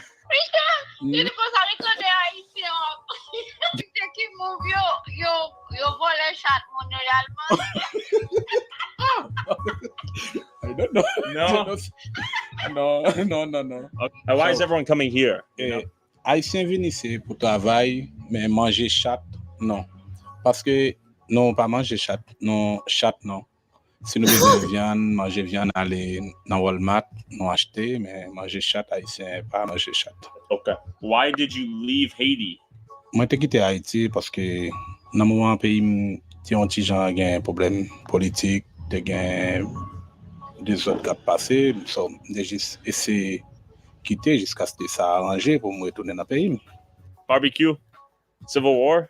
Like, moi, pas connais rien de monde, seulement juste un problème, mais c'est déplacé. Mais pas connais aucun nom de personne qui a fait ça. Okay, so just family and friends told him to come here to Springfield? Could you ask him that? Yeah, his friend. I see. Okay. Merci. Okay. I don't eat cat. Okay, she clarified, I don't need cat. See how that trash can is right there? Right there, yep. Okay, every Haitian house you go around, it's honestly filled to the brim. There's trash that leaks out onto the corner everywhere, but we're expected to live clean environment. And then on top of that, with the rise of immigrants and they get assisted living freely, it makes it harder for people like me or somebody else who doesn't get assisted living to find affordable housing. Are they driving the housing costs up around here? Yeah. Like nobody. Big time? Yeah, like. What are we talking? Okay. Honestly, in my opinion, it'll be a surprise if I don't get kicked out so they can boost up the rate on this place. They'll probably fix it. I see. Get it where it's looking better and boost the rate up on it. They pay $1,200 a month. How much money does the government give you per month? Pero el first step me doy como primera vez te pusieron como 500, segunda 300. Okay. ¿Cuántos Haitians vive aquí en las 2 años? No tengo un mensual, pero yo nuevo por ahí. Okay. ¿De dónde eres? En Haití. ¿Haití? Sí. ¿Cuántos meses vive aquí? Tengo 2 meses. ¿2? Sí. Did anyone tell you to come here to Springfield, Ohio? Sí. Did a friend tell you to come move here for a job? How did you learn about Springfield? Yo tengo mi padres por ahí. Okay. How much is it to rent an apartment here in Springfield? How much do you pay for rent? Pero todavía yo no pagué, pero yo vivo con mi padre, mensual cada mes 700. Is anyone eating cats out here? No. Okay.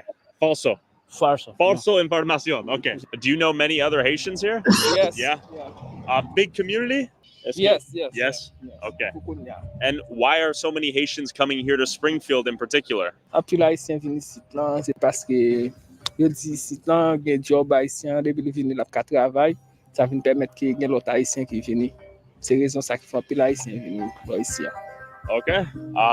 Thank you. Also, if you want to support our boots on the ground, independent journalism that is not bought and paid for by corporate interests, along with.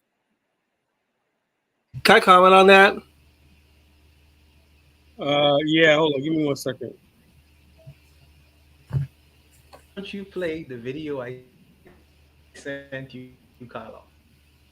All right. Let's see.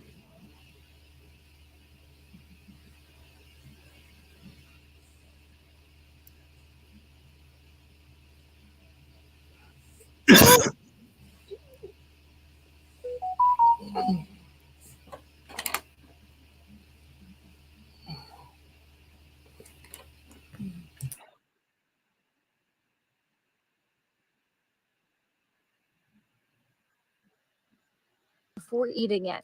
One writing, they saw blood on Alexis's feet, hands, and fur on her lips. But the people around here knew her. They like us. Get up! Like, what is you doing? Like, like they know for sure that wasn't her right mind. Neighbors recall it as a deeply unsettling night for their neighborhood, speculating Farrell may have been on drugs or experiencing a mental health crisis. Now, Alexis Farrell is in jail today. She's being held on a $100,000 bond. Carl, you better play it from the start, brother. This is the end. It's the end. Play it from the start. Animals. Now, Canton police. What's the point of this? What are you trying to say? Because she was she Black American? No, I want to establish the source of the comments from the president that came in. the former They're president of the eating the United cats. States. They're eating. So what? Yeah. Why would he never mention Haitians? The people that live there. And now back to our other top story. Last night, President Trump doubled down on claims that Haitian immigrants are eating pets in He didn't say Haitian immigrants. Our verified team confirmed with the Springfield mayor that these claims are false. We will talk more on this in just a moment. But first, here's the thing. The mayor of Colorado, Aurora, where a there's woman the was recently Vietnamese, arrested and charged with eating a they cat. want these Our freaking Annabelle illegal Childers people is here. live in Canton, where Eating them, these you know. claims They don't want started. So, Annabelle, the political class in America is going to do everything they can to protect these degenerates that come here, Well, you Matt and know. Christy, we want to start out by giving our viewers a warning because the details here in this story are incredibly disturbing. She's a Now, Black about American 3.5 woman, you weeks know. ago, a housing community here Where'd in that Canton come from? She's a was Black shocked American as woman, neighbors you know? tell us they watched a woman eat a cat, but now they're dealing with a new wave of emotions as they watch body-worn camera footage from that event circulate widely online. And connection to that story in Springfield, the influx of Haitian immigrants 170 miles away. What did you do? August 16th, Canton police responded to disturbing 911 calls. She killed the cat and is eating it. Multiple people reported 27-year-old Alexis Farrell was eating a cat on the 1100 block of 13th Street Southeast in Canton. Stand up. Officers on scene placed Farrell in handcuffs as a crowd of onlookers watched. Put your hands behind your back. Someone got rubber gloves. She's covered in blood. Police believe she killed the cat before eating it. One writing, they saw blood on Alexis's feet, hands, and fur on her lips. All right, we saw all that. So what's the Barna? What's the point? So my point is that is not a migrant who did that. That was an actual American citizen who did that. So what I'm saying does it really matter? Does it really matter? It does matter. It does matter because the president of the United States got on a public platform and said that the Haitian migrants are eating But hold dogs, up, cats, and American pets. Just one incident. Don't stop it. That's not one incident. It's a multiple incident. That was one case. That's in Canton, Ohio. We're talking He didn't about say Haitian. He didn't say Haitian. Exactly. He So I'm never saying said that, Haitians, you know. Exactly. So I'm saying the source of this rumor is in Canton, Ohio. What's happening in so the bottom line is what it's 130 miles away. I'm saying that accusation. So let me ask you a question. The source of the accusation wasn't by my Asian migrants. It was actually by an American citizen. Are you trying to say there's nothing going on in Springfield, Ohio? Yes, absolutely. Migration is going on in Springfield, Ohio. Not eating pets. I'm talking about there's not bad elements in the Haitian community that's doing some of the stuff they talk about. There are bad elements in every community, brother. Don't do that. There are bad elements in every community. Let's acknowledge that. At least I get you to acknowledge that, right? I would never dismiss the fact that there are bad elements in every community. That's ridiculous. I know that. And no one's the whole entire Haitian community, but this is a problem. This is a problem I have, right? And listen to this very carefully, right? No one cares about Haitians coming here when I have certain other things, right? But the bottom line is when you find people do things that are not acceptable in this society, you don't come here and rewrite the rules. If we say hunting ducks and doing stuff is not cool, you stop it. Which Haitians is hunting ducks and eating pets? I'm showing you the source and that's of this not information. cool. There's too many allegations. I seen one picture where a guy had a freaking van load of fucking cats. I saw it in my own eyes. So what was the person doing with the van load of cats? I have no freaking idea. Did he have kitchen? I'm gonna eat. I have no idea. I have no idea. So if you don't know, you can't create a narrative on the man of what he was doing with the cats. 5 years ago, I'll tell you another thing that happened, right? And not to attack about immigrant, by the way. You had these African immigrants that were going around rounding up African American children, just like keep them like as pets. You know, people are like, what are you doing with these children? They're like, oh, we just thought we could have them. You know what I'm saying? And I'm saying, the Africans makes you think that you can just go come in here. And these people had this idea that they went to the inner city and started rounding black kids up and whatnot. You know, like they don't have parents. Big bro. Let me get this straight. So African migrants was kidnapping African Americans. Yeah, that happened. Yeah, it happened, but it squashed. What is the name of the person? What is the name of the person? Let's find it. I'm gonna find it for you. So yeah, you guys please. make me do this. I gotta make you do it. Yes. Hey, Kala. We go off of Kala. Yeah. So let me comment about this whole situation. What you have here, folks, is not the bad element. It's not the good element that is destroying it. It's the low barrel. This is and they all try to defend the bad element. That's what problem I have. It's the trash. It makes me, as someone that's a foreign born, makes me look bad. It makes me look very bad because you're bringing trash, gutter trash into this country. Complete gutter trash. Look at the country from which they come from. Look at the person's home.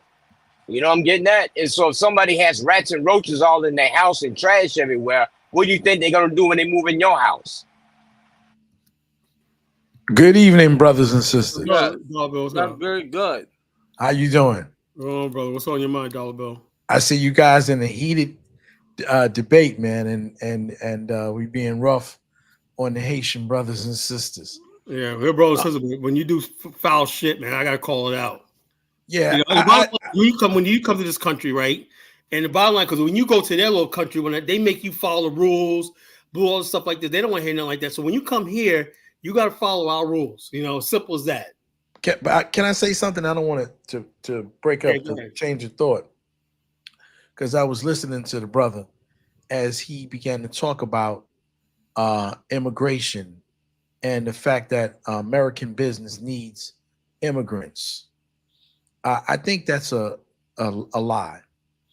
That the United States does that to exploit people, and they tell them that they need immigrants, they need immigration in this country. No, they don't. They like to have immigrants come into this country because they don't know their rights, so they can exploit them. And what they tell them is that you're here because other people, namely African Americans, don't want to work. And that is a lie, right? So they do that because when they send money back to their countries, the remittances, all these billions of dollars that they send, go to American companies. They do that because they need people to come, okay, and into the economy and just pay. And they use that. But it's not that America couldn't survive without them. So automatically they're taught this and they believe this, right? And I would believe it too if America was telling me, you're here, and this guy, the same gentleman, is we don't want to work in this Florida sun. We were working in the Florida sun, okay, for hundreds of years. I used to pick fruit when I was a 10-year-old boy in North Carolina, summers in North Carolina. Exactly. We were playing long before immigration and for 1965. You know who was picking us up? Black folks. We were picking up South. all We still got black people in the rural South that do that same work. Exactly. So don't just say that we can't, the America can't do it. No, they don't want to do it, okay, because they don't want to continue to do the same thing that they had to do 50 or 60 years ago. Dollar Bill, can I respond to your comments, so brother? Can I respond? Or sure. You're not done. Okay. So Dollar Bill, on that on that Florida comment, because you're a reasonable person, I think. So, I hope so. Yeah. So on that Florida issue, brother. Yes. The corporations in Florida has been bringing so-called third world labor to the Americas to pick fruit. Matter of fact, my grandfather used to pick oranges in South Florida, bro. They've been doing that. They've been, yes, sir. And what the typical American doesn't know is, why do you keep saying it's typical American? You know, Americans because you let me finish though, Carla. I hard working and understanding what's going on with your government globally is two different things, Carla. So what I'm saying, go ahead, explain yourself. So what I'm saying is, corporations, American corporations, sometimes they go to third world countries to solicit labor. They went to the Bahamas, they went to Jamaica, they went to a lot of these Caribbean countries to have to get labor to pick fruit under the Florida sun from way back in the day. That's been happening.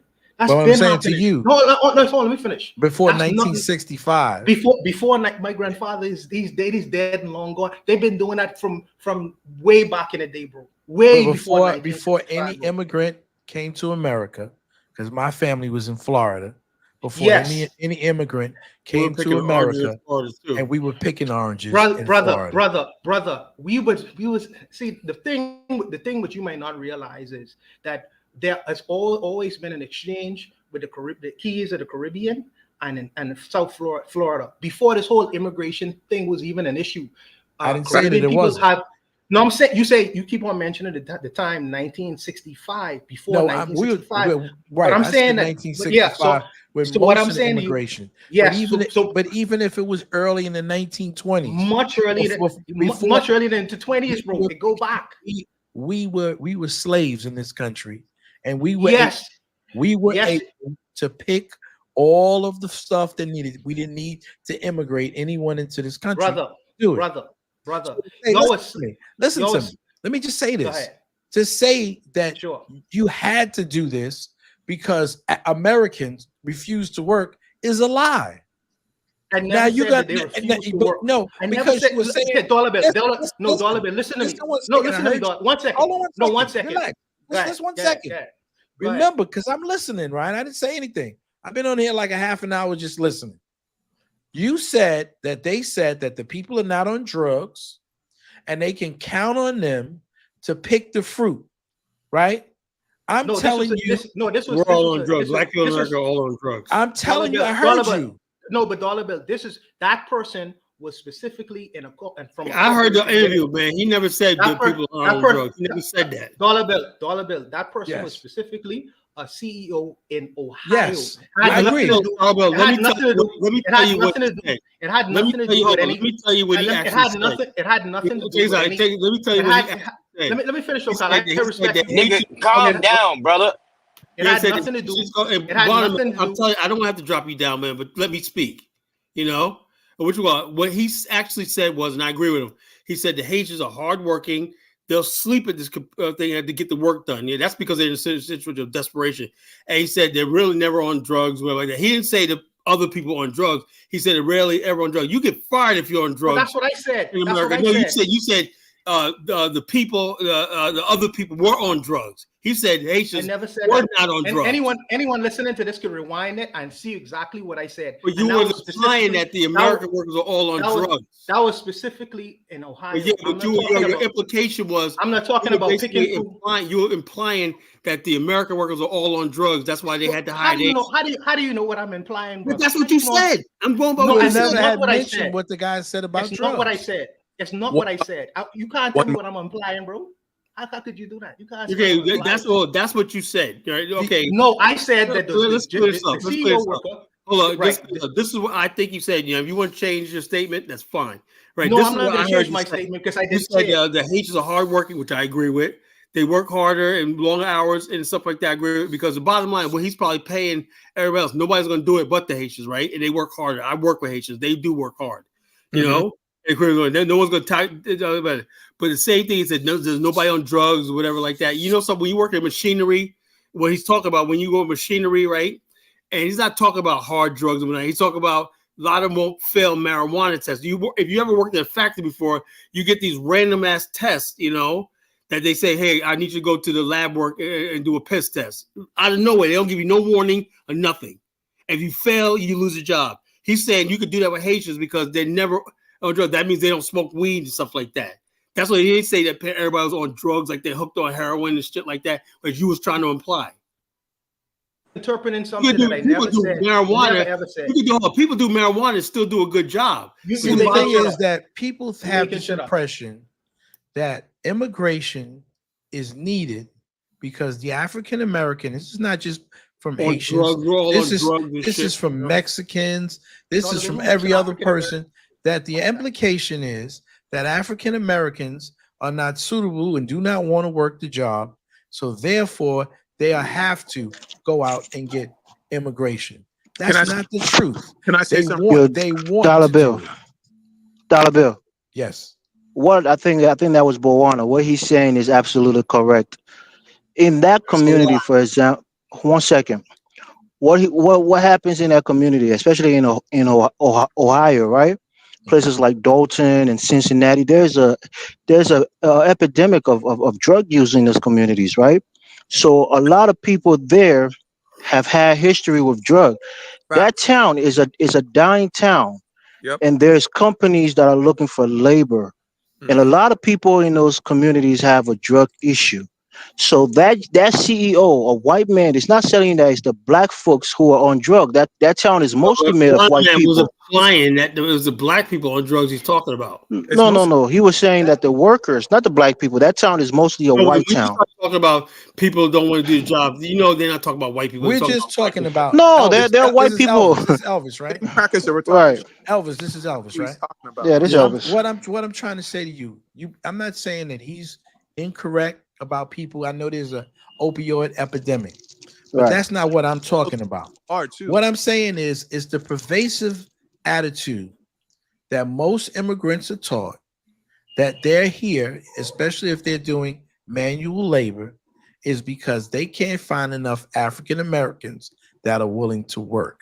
And they have we all lazy. Because we're lazy. But I don't think Bowana even espouses those sentiments. I think his thing was he does. I hear him on Brandon's show all the time. He does do that. I'm telling you. Okay. I didn't know that. I didn't know that. That's what most immigrants. This man is lying on me. This man is lying on me. And I heard you, brother. You just admitted you was on Brandon's show a while back.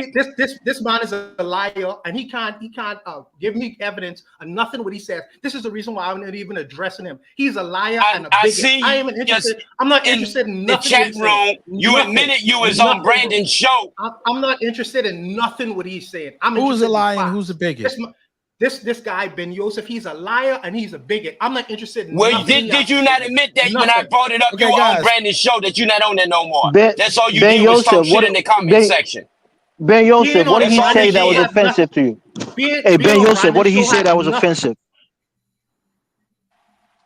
Ben Yosef, what did he say particularly that was offensive? I'll explain it to you. When he was on Brandon's show, he would be in the comment section, always making comments about Black Americans when I would be on there. And he even admitted he used to be on this show. I ain't got no reason to lie on this brother. I admitted being on the show, but I don't want to admit to making when you say comments, what kind of comments? Negative about comments? Black Americans. What are you talking about?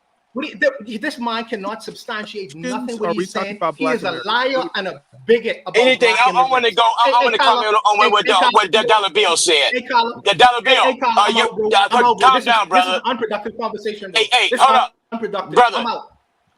Bye, nigga. But after I respond to dollar bill, they want them over here. You 100% correct, because that thing with the people that come over here now, the companies are not bringing them here. These people are sneaking over here. You know what I'm talking about? And they ain't picking no oranges. They doing like the Jamaicans did and the Haitians and the Cubans did, selling cocaine when you had the cocaine cowboys in Miami. They want the immigrants because they're desperate and they're docile. Okay. Let me just respond to you, Joe. Let me just those Haitian immigrants are on a protective status called TPS, temporary protective status, because they came from a nation that was in a humanitarian crisis. So they're here legally, and they're doing not. legal. They snuck over. They claimed asylum probably when they got here. Not asylum. Those guys in particular are on what is called TPS, temporary protective status, because of the humanitarian crisis that was going on in Haiti. That situation in Springfield is completely different. It's not the same thing with people in Texas or Chicago or other places. Those guys are here legally, and they're working in those factories over the table. You think that guy was going to be on TV? I was talking about Miami personally, but go ahead. Okay. Yeah, that's different. Yeah, Miami, I don't know about that, but I'm just saying that the guys that's in the news, they have a legal status in this country, and they're working in those factories where many people wouldn't work for those wages. They're working harder. They're just trying to survive. They come from a quote unquote shithole country. They're just trying to survive. And I don't want us to get down this road where we start to hate immigrants. Yeah, when they come into this nation, trying to look for opportunity, right? Right.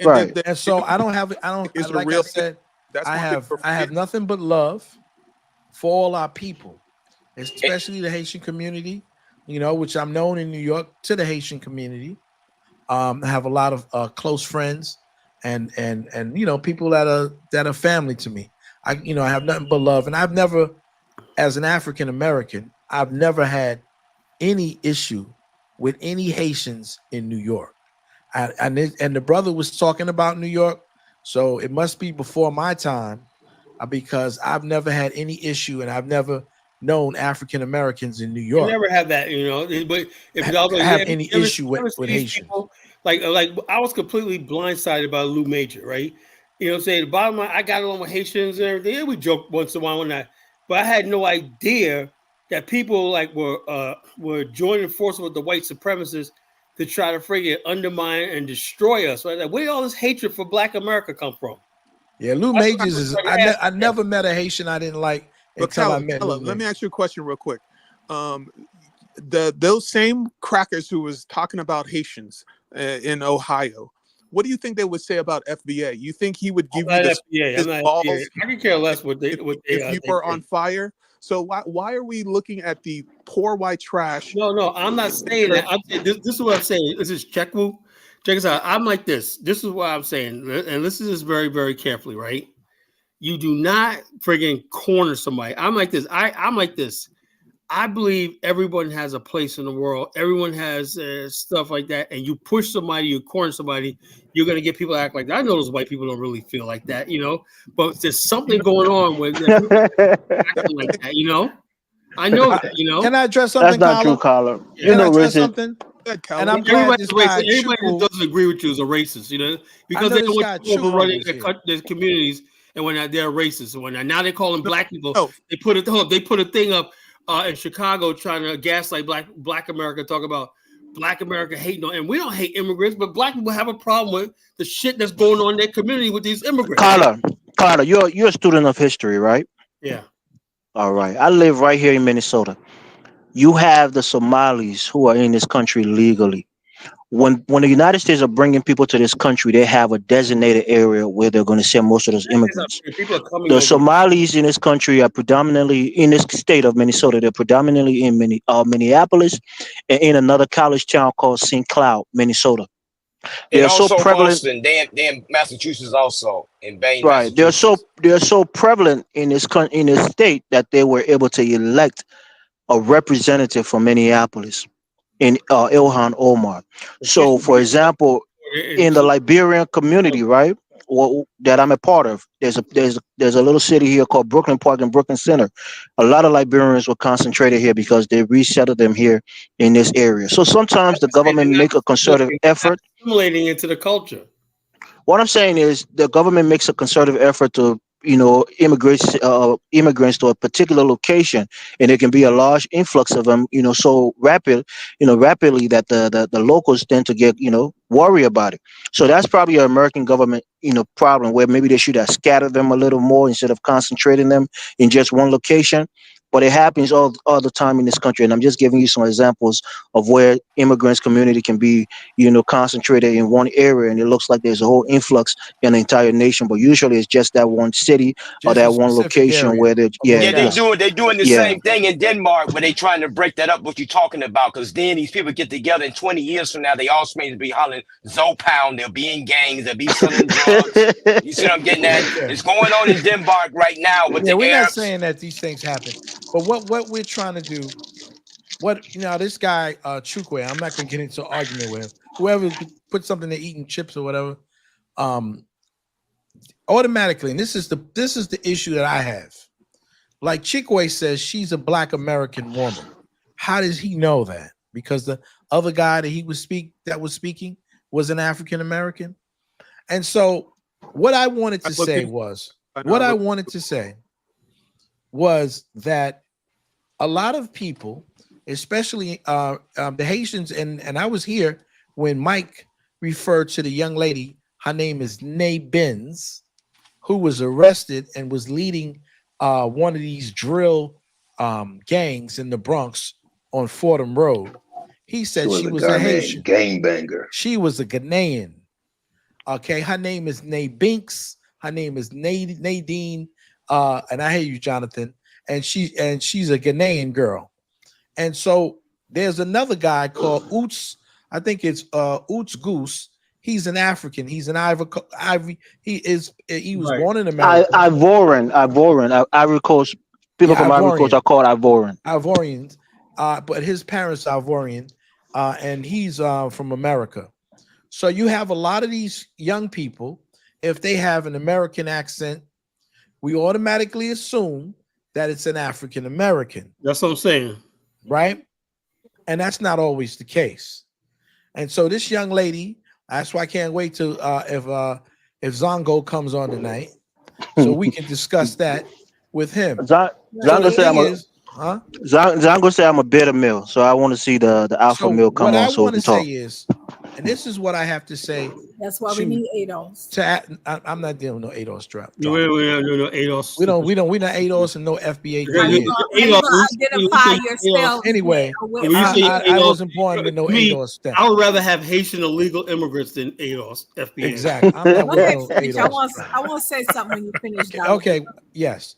So but my whole thing is this: people are going to integrate into the Black community, whether it's the first generation, the second generation, or the third generation.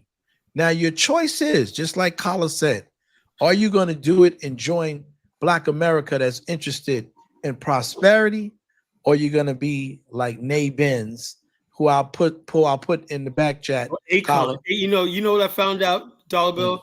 Akon used to make like $1 million a week robbing cars one night.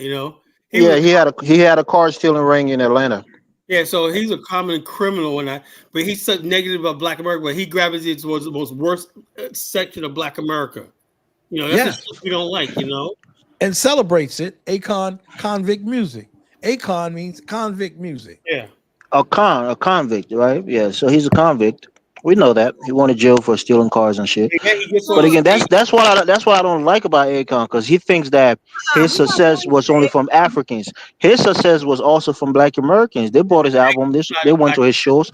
So I don't like the ideas when he starts shitting on African Americans. I don't think that's a G thing to do. But let Chantel get in here though. Yeah, Chantel, go ahead. Greetings, everybody on the panel in the chat. So I want to say this. We don't have to go down a rabbit hole of wherever y'all going with this. But listen, the point is you behave accordingly when you come to someone else's country. That's the whole point. You learn how to adapt. When y'all go to Africa, Kala, and y'all go to Africa, y'all can't take y'all Americanized ass over there and start acting like you American. You got to learn how to adapt. Be respectful to people in their homeland and their culture, which you are now dwelling in. That is the whole point. When you do not have respect for another person's country, if I go to another person's country, I'm gonna have respect. When they tell them, they got like a lot of the they had a woman, Black American couple, a lesbian Black American couple. One was a woman and one was a he/she. They went over to Dubai. The people said we don't allow that stuff here. She still went dressed like a man, and you know what they did? They locked her up for a long time. They let the one who act like a woman, they let her go. But the one who was acting like a man, they don't like it. The Russian president said, you come over here with that to my country, I'm going to kill you. I'm going to hang you. Respect people's country. That is the point. And if you do not respect it, they shall handle you in the worst way and get rid of you. Period, point blank. How does that point correlate with the conversation, Chantel? You think that these Haitians are eating people's pet? You think it's real? You're misbehaving. You don't know how to adapt. You over here eating people cats. No, but it's not true, Chantel. It's not true. Stop espousing that lie. Yeah, it's not true, Chantel. It's a misrepresentation of the facts. No, that situation happened 100 miles away from that town, and you had a young lady who was having a mental health crisis who was eating a cat.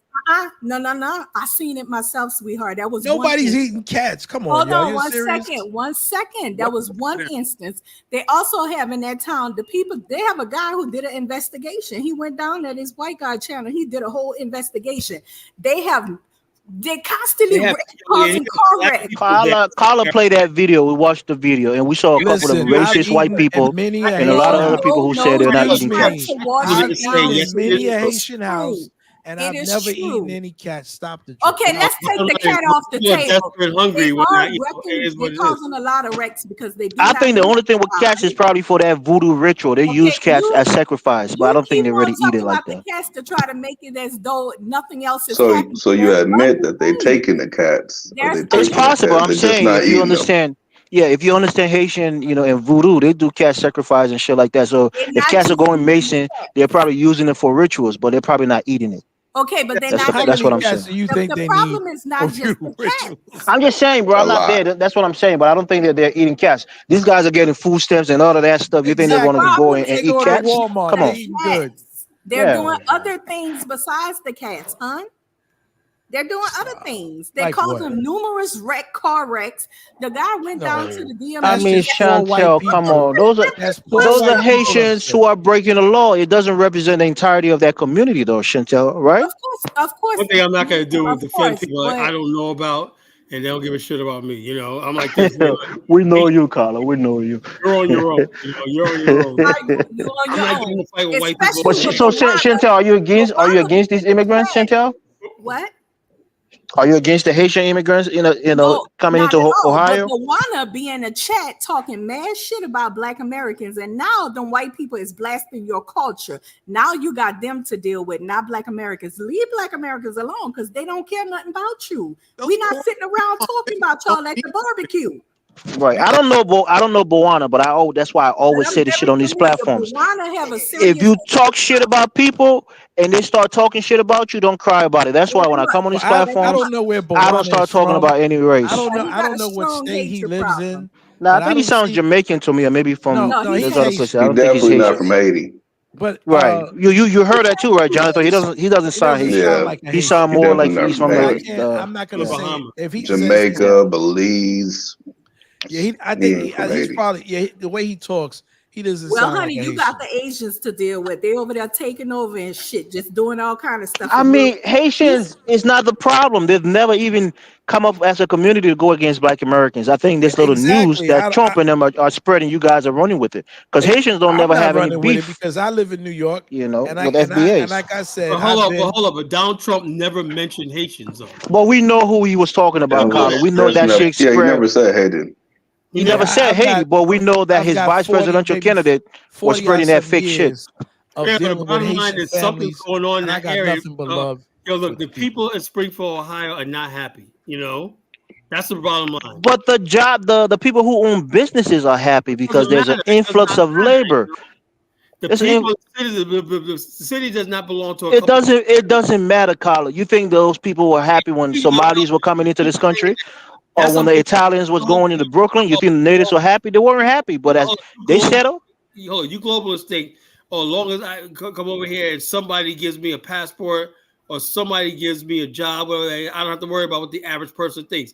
And they're gonna make your life hell in this country. I'm telling you right now, if you keep that attitude up there, you don't know white America. Carla, let me tell you this. The politics that's going on in this country right now is being reflected through these people. The divisive politics of Trump is being reflected through most of his supporters. They're anti-immigrants. No, first of all, and I'm an immigrant myself, so I'm not going to say that. Everybody in this Go ahead, Carla. America has always been like that, apprehensive towards newcomers. You know, it's always been like that. What do you think? This is the first time in our history where Black people are like xenophobic. And I'll ask a question too, because we've always been like welcoming to Black immigrants and everything. What has happened with the Black immigrant population that Black America's turning on them? That's the question that needs to be answered. Asked. And I refuse because that we started. It was a ploy by the Republicans down in Texas. Oh no! Hold on, let me explain. Give me 10 seconds. Just 10 seconds. The governor, Greg Abbott, he said it himself, along with Ron DeSantis, that when these guys come, hold on, Carla, hold on. When they come across, just hold on. Good. How do you think people from Venezuela got into Chicago? You think they walked from Venezuela past the border and came to Chicago? I have no idea. No, they bust them. They put them on airplanes and flew them to these quote unquote democratic cities because they wanted the Democrats to feel the pain of quote unquote illegal immigrants coming into their communities. So they deliberately brought them into these quote unquote democratic cities from places like New York, from Florida to New York, from Texas to Chicago. Go ahead, Carla. Why should Greg Abbott, right, be burdened and his state is going to have a fiscal crisis handling situation? Why wouldn't he basically take this up to these big mouth Democrat cities? You can ask that question, but you were saying I was lying. It's not a lie. Now you're admitting that he did that. I'm saying it was a political ploy. That's what's happening. That's why Black people now are against it because they're predominant in Chicago. Go ahead, To be fair, Jonathan. Elvis, he sent them to sanctuary cities and states. But this only. The point, my main point, Jonathan, is And that he sent them. unfortunately, we That's live the in point. those areas. Of course. Right, but I'm saying that was a ploy. I wouldn't. I mean, if I was the Texas governor, I don't want you in my state. I'm gonna send you to any other state. Same thing. Yeah, you go to New York. I'm gonna send you to the places that people claim that they want you there. Remember when they bust a whole bunch of the Martha's Vineyard near Obama? Those people up there, those rich white liberals, had a fit. They said, You know, y'all got to get the hell out of here. You know, when you start busting them to these liberal areas, like in parts of upstate New York and parts like Princeton, New Jersey, and stuff like that. Carla, can I tell you a secret? Yeah. It's not a secret. It's an open secret. There are special funds in every one of these cities for new immigrants. Care about the friggin' special. That's what I'm trying to tell you. There are special funds. Even if you don't have an influx of immigrants in those cities, that fund still exists.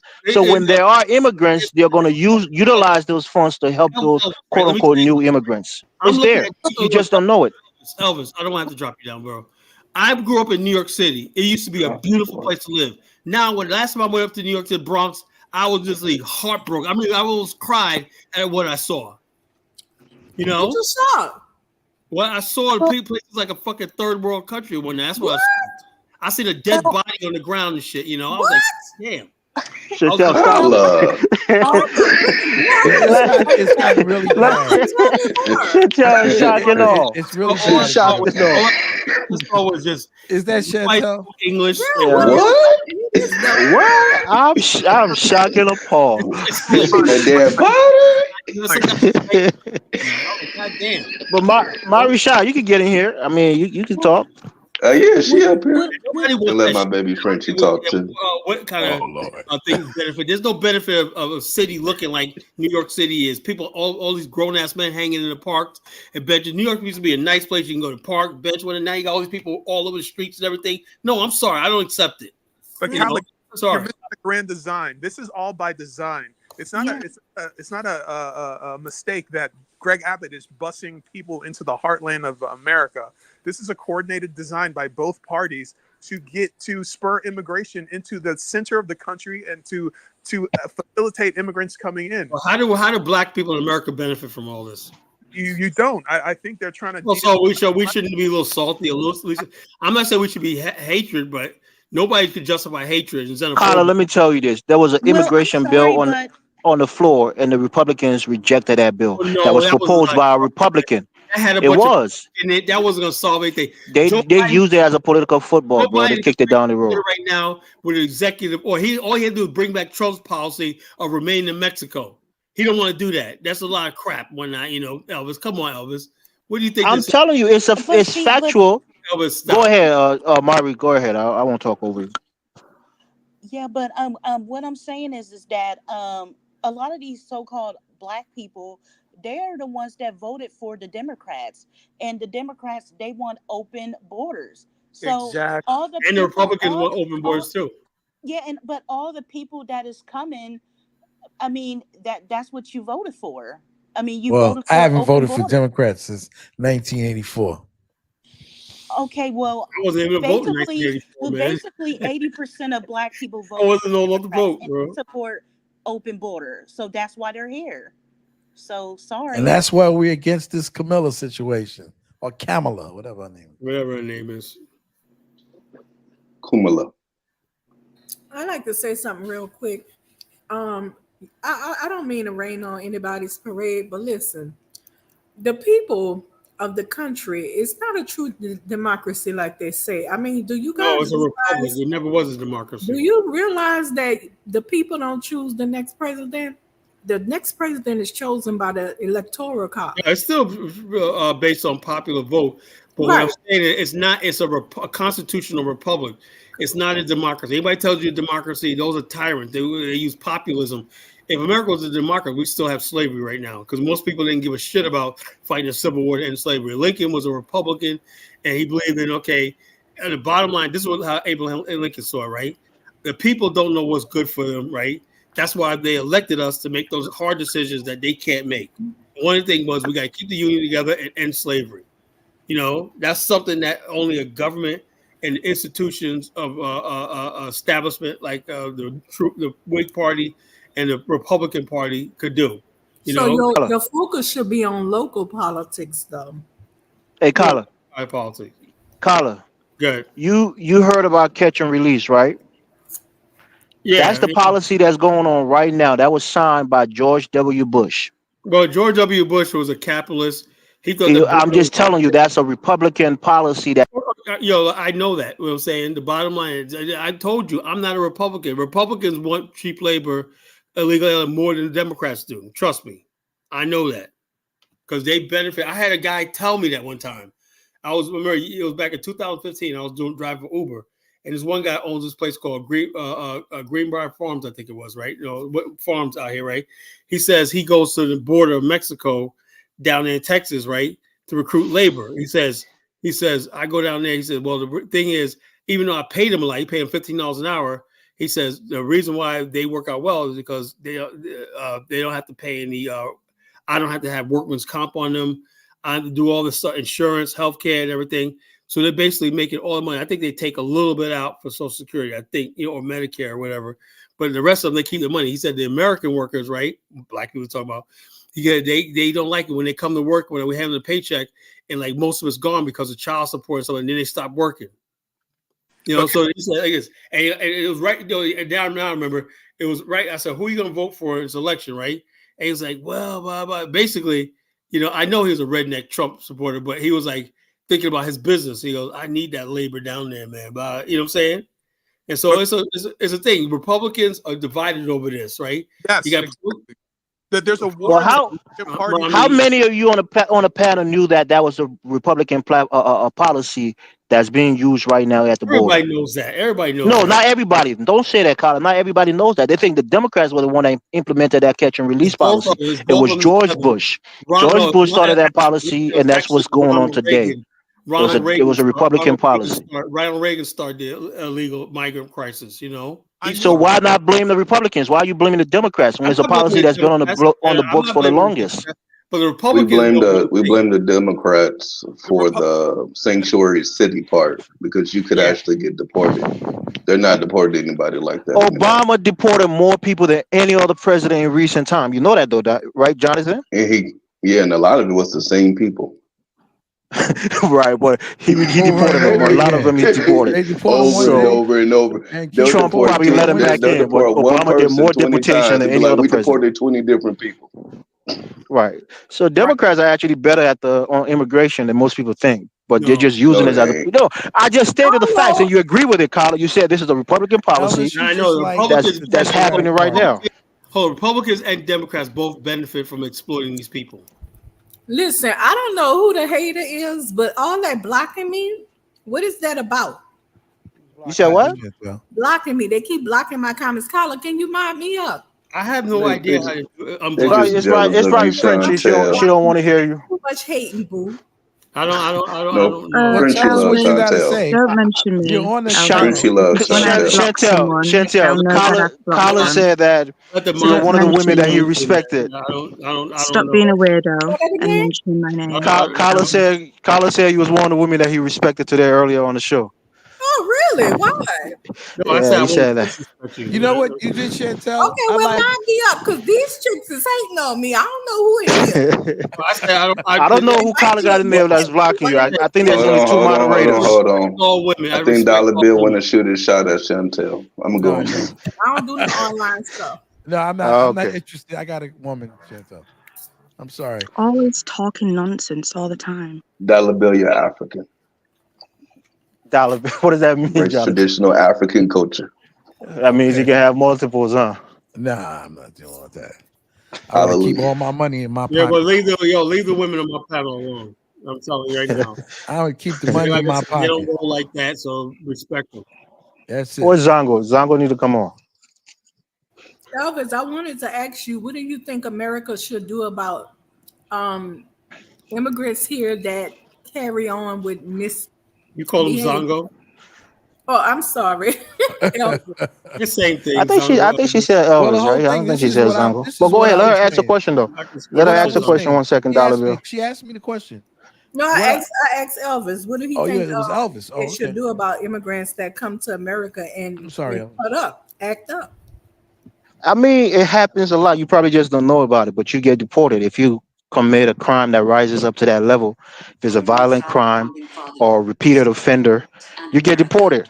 So a lot of these guys get deported, you know. So that's what happens, Chantel. A lot of them get deported, go back to their country. They can never come here again, and they get deported. So they do punish them severely with deportation. So when in that neighborhood, what do you think should happen? Should it be investigated? No, but it's not happening there. That's the thing. The city manager himself said it's not happening there. They investigated it and it wasn't happening there. Really? Is Colin really playing this nonsense right now? Kyle, you playing this trash? Is Colin hacked? Yeah, I told him. Is he hacked right now or what? Is that Ice Spice or something? No, that's Nate. Who is this? That's the Ghanaian American girl. Okay. All right, bro. I'm gonna drop it for a minute. Look, Chantel, those are Venezuelan, right? They are criminals. If they commit a crime, you got to go there and get them and prosecute them. Also, they're criminals for sure, though. No, I'm saying if they're criminals, the same thing with other immigrants who commit crime, they serve their time and they get deported. If they're committing crimes, I'm not even hearing you. I'm going to drop off because I don't know what Kyle's doing. I don't know why he's playing his drill music. This is Dollar Bill sent it to me. Yeah, that's Nay Benz. This is the young lady whose parents are from Ghana, and they were saying that she was a Haitian girl. She was caught up last week or the week before last in a gang stinger in New York, and for murder and a couple of other charges. And so the reason I was saying this is that you have people who are coming from the country, different countries in Africa and the Caribbean, and they don't want them to assimilate into American culture. But in the second or third generation, this is what happens. Now, are they going to assimilate into a positive culture, or are they going to assimilate into a subset culture? Like they're embracing the street culture of Black America. That ain't the street culture of Black America. I wanted to see what the panel was saying. The degenerate street culture. How you know that's not their that ain't the we gotta stop doing this now. How you know that's not something they brought here? I listened to a whole lot of music back in the day where people would be like, this was Black Americans that started this, and I look back at it and I didn't see that. All the little sexualized rap music and stupid music, those was Caribbean girls that did that. Music is always gonna be like that, but when you show people as being buffoons and clowns and everything like that, that's what I'm talking about, the buffoonery. Like O'Shea G. Jackson said, what? The buffoonery remains an all-time high. Why does a Black man gotta be a buffoon? That's what I'm talking about. You can do any music you want to. Why does a Black man always gotta look like a fool? Now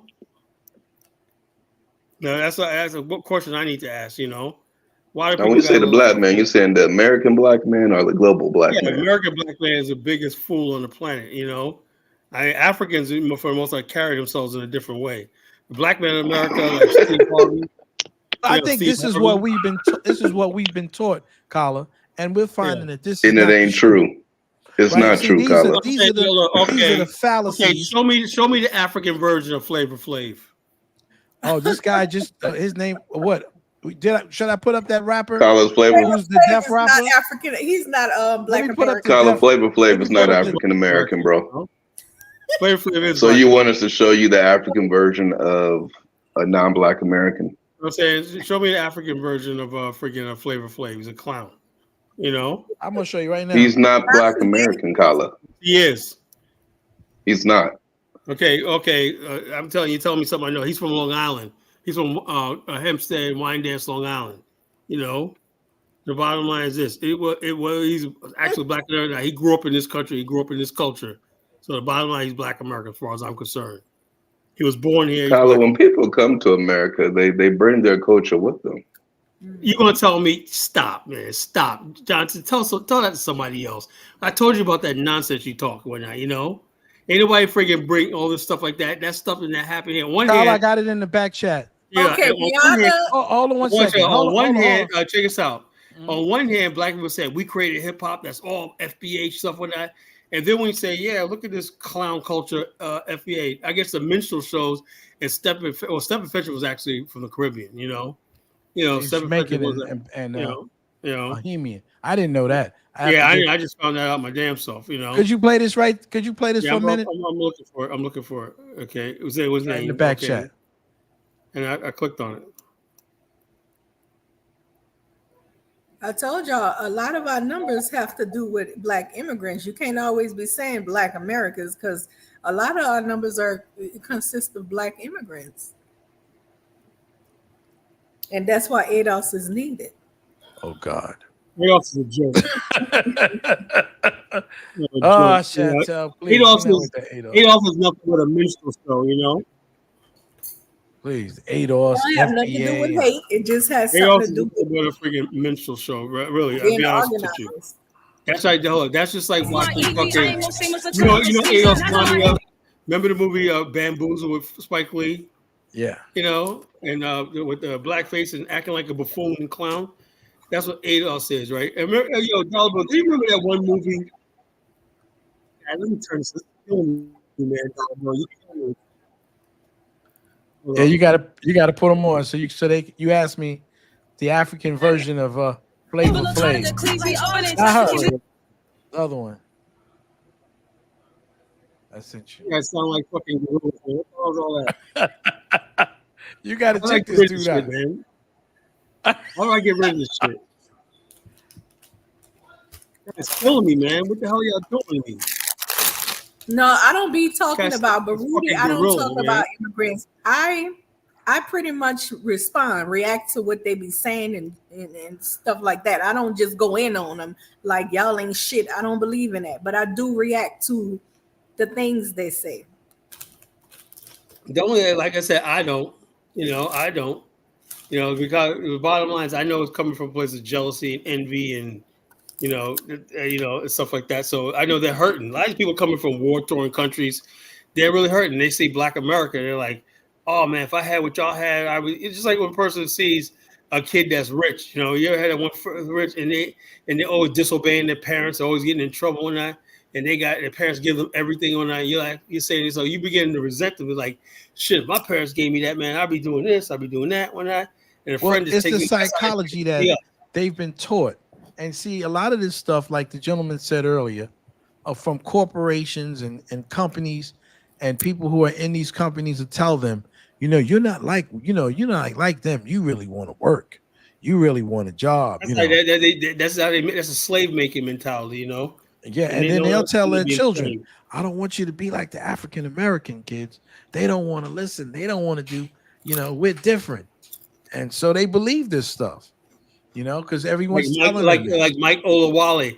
That guy, see, but the thing about Mike Olawale, that's why I give him grace, right? Is because when you live in a bubble, like you've been taught that you're just Yoruba king, whatever like that, and then when they meet Black America, right? And the reality is, dude, we don't see you like that. You ain't shit, that Prince Hakeem shit, dude, get the fuck out. Say Afro dumbass when they always gotta say I'm a big executive. I'm around all white people and that Afro dumbass. You ain't shit. You probably and they're laughing at him because he and just looks like and they be lying their ass off. They lie their ass off. Yeah, right. They make it seem like they're bigger than they really is. We ain't stupid. It's gaslighting and fronting. It's called back in the days. Remember dollar bill? We used to call it what? Fronting. Remember that? Front Street. That's right. Yeah, and see when you showed him what actually happened in Nigeria. Yo, that nigga was crazy, man. He said, "How do we know this is real, nigga? Are you kidding me?" He went crazy, man. Yo, he ain't been back since. Kingdom, man. No, they were taking over. Take that L, man. Y'all got taken the fuck over, man. It's like taking candy from a baby one night, Take that L. He man. really thought that white people respected him and loved him. Yeah, and when the reality comes in, when you a nigga, man. They call it nigga area, Nigeria, nigga area. He didn't want to hear that. Unfortunately, I think Black immigrants don't understand. In this country, you're not judged based on your ethnicity. You're judged based on your race. And you guys are what they consider a Black person, an African person. We all Black. Every immigrant is that way. I don't want to point to say all immigrants are like that because I don't believe that to be. I have a lot of Nigerian brothers that are real down, pro-Black and whatnot, But it was one of my boy George, right, man? I was supposed to do some real business with Nigeria, but he just got too far into the Malachi York. He was all feeling this fucking Black American shit too much, He was all into Malachi York and the Yorkies. And I said, dude, man, fuck all that shit, man. Oh, the New Wabians. He was a New Wapian, I was like, God damn, what the hell you need with a New Wapian and you're Nigerian, man, So I was like, yo, so we and him didn't see eye to eye, man. We broke ties, man. That was the African guy? Huh? That was the African guy? It was a Nigerian brother, man. He was like pro-Black, man. He was like in the BAL, in the early days of the BAL, man. He was my boy. But he was like all into that Nuwapian shit, man. I said, man. He opened himself to a different culture. What's wrong with that? No, that Nuwapian shit is a cult, man. It's stupid, man. It's retarded. You listen to them talk with their numbers and shit like that. Pedophilia. They're into that pedophilia. Malachi York was a pedophile, man, I had a friend that was down with them before they became Nuwabians. Yeah, and I remember that. I remember them days. And the women. Them days before they became Nuwapian. It was like 93, 94. Yeah, one of my boys, Funky T, he was down with them, him and his wife, and then they separated him from his wife, and if they didn't make the quota every day, they would get beat and all kinds of stuff. Okay, yeah, man, this is thug shit. You know, the true Israelites that do Ben. Oh, Marie, why you left? She said she was Nuwapian. Oh God, I'm sorry. Oh no, Marie, come on home, baby. Why you left? I want to hear this. Please come back and tell us Come more. back, Marie. Hey, well, Marie, Come I back love and Marie. dispute this That's bull what crap. they attract, people looking for an identity. You go and tell them my queen, my mother, God of earth, and women get caught up in that shit, man. You know. Yeah, they beat him, and then the guys who had all the power, they were Yeah, but you dissolving know that marriages. Dollar Bill. Check this out. This is how I say it. I'm not trying to offend our women on this panel, so I'm gonna sound a little rough right here, right? I'm gonna sound a little rough right here. Your Uncle Carl's gonna sound very, very naughty right now, right? Well, I was going to this one thing, a study group, whatever like that, and then there's one brother Abe, whatever the fuck his name is, right? And next thing you know, when I had sisters in there, he said, "How beautiful something like that." Next thing you know, I found out they're fucking. How it make me feel? You know what I'm saying? That fucking this guy's he got all the females to himself and whatnot, And I'm out there doing this. Somebody got to turn the playback off, And so the bottom line is this: I'm like, that's why I said I don't join these cults and whatnot. They go in there. It's the same thing. They want money and sex. It's all and power. And they separate the women, saying they dissolve marriages and stuff. Yeah, end up sleeping with other people's women. Yeah, all kinds so of bottom stuff, line, man, like black people, the cult. I never really studied Daddy Grace. My mother used to remember Daddy Grace in Harlem. I found out that Norfolk had a Daddy Grace chapter, and a couple of clients of mine said, yeah, we were Daddy Graces back in the 60s. He had a temple right here in Norfolk, Virginia. And then my mother told me about Father Divine out in Long Island. Remember that? That's right. Centralized Long Island. Now y'all know y'all talking white man talk, just like they did Martin Luther King, try to make him out to be some cheater and all that. What white man talk you talking about? You don't know what really happened in those organizations. Come on, we had the only one I know what happened in them organizations. That was really on the up and up was Malcolm X. I know what happened in some of those take black organizations. people down. Anytime they gather up together, they're gonna find a way. That's why you got to have strong leadership. Me personally, right? I make sure that I'm not involved with women and stuff like that because I know they're watching me. I know that. And then Carl's gonna sneak off in the nightclub one night and get his little freaky deaky on. Next thing you know, I guess good. Let me tell you something. I'm gonna tell you a true story. Years ago, right? I was talking mad shit on Blog Talk Radio, right? And then somebody sent me an anonymous picture of me pumping gas at a gas station. They said, "Yo, we're watching you," right? And it just came out of nowhere. Wow. I was like, "Yo, holy shit, that was my car. It was me pumping gas." I was like, "Holy shit, that was my black jeans I had on when I was like, somebody just sent me and said, yeah, hey, Kyle, this is you." Boom, boom, boom. I was like, "Huh?" And the email, I tried to trace the email, it was blocked. I'm like, shit. So you don't know who the fuck is watching you out there. That's right. You don't. Carla, that's when you was like a real black revolutionary back then. The bottom line, I thought I was a revolutionary, man. It was a joke, The bottom line is this. The bottom line, but evidently, even stuff I say right now, wakes people up and whatnot. What people do with the information I give them, that's on them. But one thing I'm not going to tell people, I'm never going to beat people over the head and tell them follow me and do this stuff like that because people got to make their own decisions in life. Everything. I learned to live. Whatever happens, and be at peace. I hope we didn't offend Maury about some of these things, but some of these people are notorious. She came in for a minute. I don't know if she was having some difficulty. If she was in the Nuwapian, I want to hear these stories, man. It makes it interesting. Yeah, I want to know about this Nuwapian crap. I ain't never heard of it before. Oh, you never heard about it? From New York. You got to really be in the movement. The conscious movement.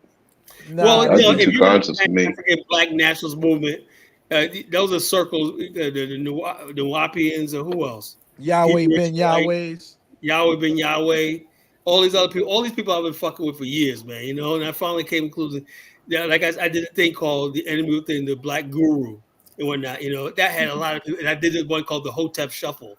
I had motherfuckers mad, boy, with that dude Lord Abba and shit like that. Oh man, Lord Abba. Yo, listen, man, all you know I do is clown people, man. I was like, yo, the Nuwapians started with that nigga in Brooklyn, and when we were younger, they used to come on the trains, And before they were Nawabians, they were the Ansar Allah community. Ansar Allah community, yep. And so every time you get in on the subway, man, there's someone saying, the brothers garbed in white are from the Ansar Allah community. And they used to get donations, man. And they would be collecting donations. And they had this big mosque out there in Brooklyn. All right. And I Biggie heard Smalls talked about that. Remember that? Yeah. Biggie Smalls said, yeah, the temple people tried to get me to come in, man. He said, your brother ain't trying to get down like that. Remember that? Yes. He said that in the skit. That was what he was talking about. Yeah, he's talking about the brothers in the Ansar Allah community. Yeah. So they had this community, and they were going through all kinds of phases.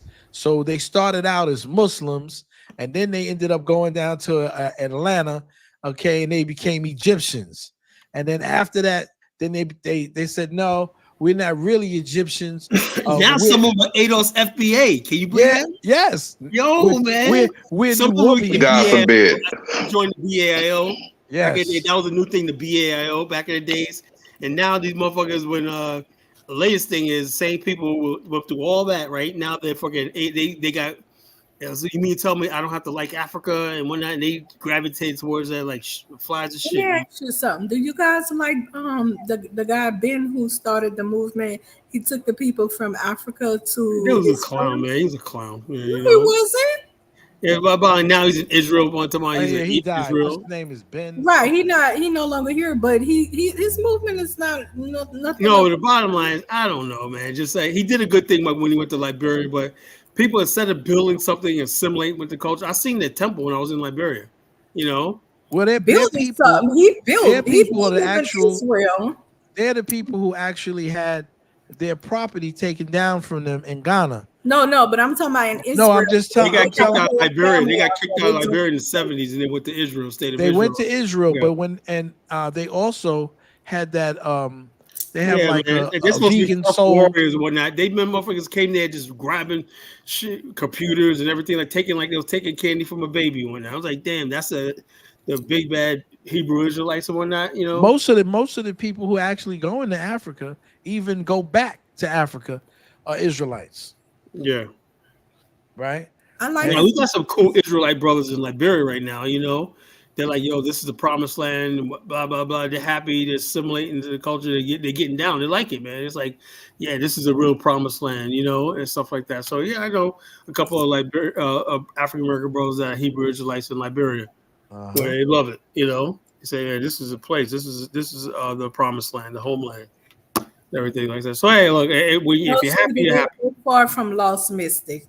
Come up here and talk, baby. They're far from lost. They are vibrating. They are thriving. Okay, their children over there. Mystic Dime. Israelites. Their children over there, baby, doing good, sweetheart. Them people are vegans. They're healthy. They're in Dimona, Israel. Do you know what? Do you know what Dimona, Israel is? Stop. Do you know what Dimona is? Do you know they're over there by a nuclear power plant? Charles, where we at? We near some stop telling the people. Where you think we live in that Black America? Now you an Israelite. Now first you was a ADOS. Well, hold on, you say they over there. There's a thin line between the ADOS, FBA, Hebrew, all the same thing, man. Crazy. I just think you confused. Dollar Bill, where are we? We living among people that hate us. So now you an Israelite. So maybe you are trying to become my second woman. I don't know. They don't give our schools any money. Call like he is crazy and retarded and slow and shit. I want to hear from Mari Shai. We act like we don't have a choice but to let them school our children. Yeah, check us out. Chantel, we heard that argument thousands, tens of thousands of times, and niggas are still doing the same thing. Mari Shai, can you please enlighten us about the Hebrew Israelite situation? No, she was a Nawabian. The Wapian. I'm sorry, I kind of don't want to talk about it because, I wasn't a Nawabian for a long time. I'll say for a year and a half. It's a long time. But it wasn't really anything. It was mainly more it kind of reminded me of a Nubian culture. I'll say that, a Nubian culture. That nature boy shit, nature boy around. No, it wasn't anything like that. But they have like they have a book with their own language and stuff like that in the Nuwabian. I think it's called Nuwapo. Yeah, that's what the language is. It's Nuwapo. And like, no. You I with look, them I before don't they want to. I became don't want to talk Nuwabians? about. You don't have to speak I don't want Nuwabi, to talk about the Shagalaga. Nuwabians. I'm still cool with some of them, so I don't want to talk about them. Well, can I ask you a I question? don't. Were you with them before they became the Nuwabians? Were you like when they went through their Egyptian phase? No, I was. No, I see. I was a Nuwabian maybe about 4 or 5 years ago. Okay. So it wasn't that long ago. Okay, I respect. had met this guy. Yeah, I had met this guy named That's how it Assad. starts. Yeah, and that's how he was telling me about the Nuwapu culture, and then that's how I got into it and stuff like that. Okay. Yeah, all these years I've been doing it the hard way, man. See, I could have became a whopping and I could have been bagging chicks. Right? No, Carla, it all starts with a group of women, Carla. If you can get to Oh at yeah, I least know. 2 I women realize that, to man. agree You with each get the other, women, that's how you get the men. sister-wise, that's the The root of guy's it. up there like a pimp when y'all want these women. The dude run around, brother such and such run around because he's gonna be granted a wife by the supreme being. You know who was almost there? Brother Polite. He was until he Polite's met a the wrong clown, man. woman. That motherfucker Now right he was there, man. building now. You get Get you out of here, man. That those 10 clown. women Polite's and a you build. deadly clown. He was building. That man had an accumulated. Yo, He's the a guy has deadly sex with a clown. 14-year-old girl. Exactly. He's a We don't know deadly what took clown. place. No, We don't he know what did. took He had place. sex. I know. That's what I'm saying, Chantel. You guys show me what you're about. Women. He has like 5 wives. All he did was use them for their credit report and stuff like that to get. He's a pookie if there ever was They one. were building for them and their Building for children. what? Them and Chantel, their children's I future. defended And you, then what about Chantel. the fact that Polite said I wanted to get into white women because they appreciate my black skin and whatnot. I never felt. Did he really say that, Carla? They say he said Yo, that. he said that. We've I heard seen him say on. that. We've seen him. Listen, Chantel, I mean, I I don't defended agree you. with them, but I like the fact that it all Chantel, I starts with at defended least you. 10 You want to get women with who can agree And with now each you want to other get with a and pookie? Now you grow. want to get with Polite? Come on. Hold on. Do you not Oh. see what I'm saying? It all starts with at least 10 women who can agree with each other to be sister wives, and y'all can grow together. Oh look, Oh, I my don't need all that. God. What? No, 10 women. Come on. That's Are how you they serious? Are you was serious, nagging Chantel? women. That's how it was in biblical days. The No, men it wasn't. had No, wives and only concubines. super rich people have multiple wives and whatnot. Not in the biblical days. Most dudes can't even handle a freaking girlfriend or a part-time girlfriend and whatnot. Talking about 10 Or a wives. regular job. Or Being a job. You Florida. can't have How you gonna have a multiple 40-hour week women? You job. can have multiple jobs, multiple streams of income. Because how they get rich?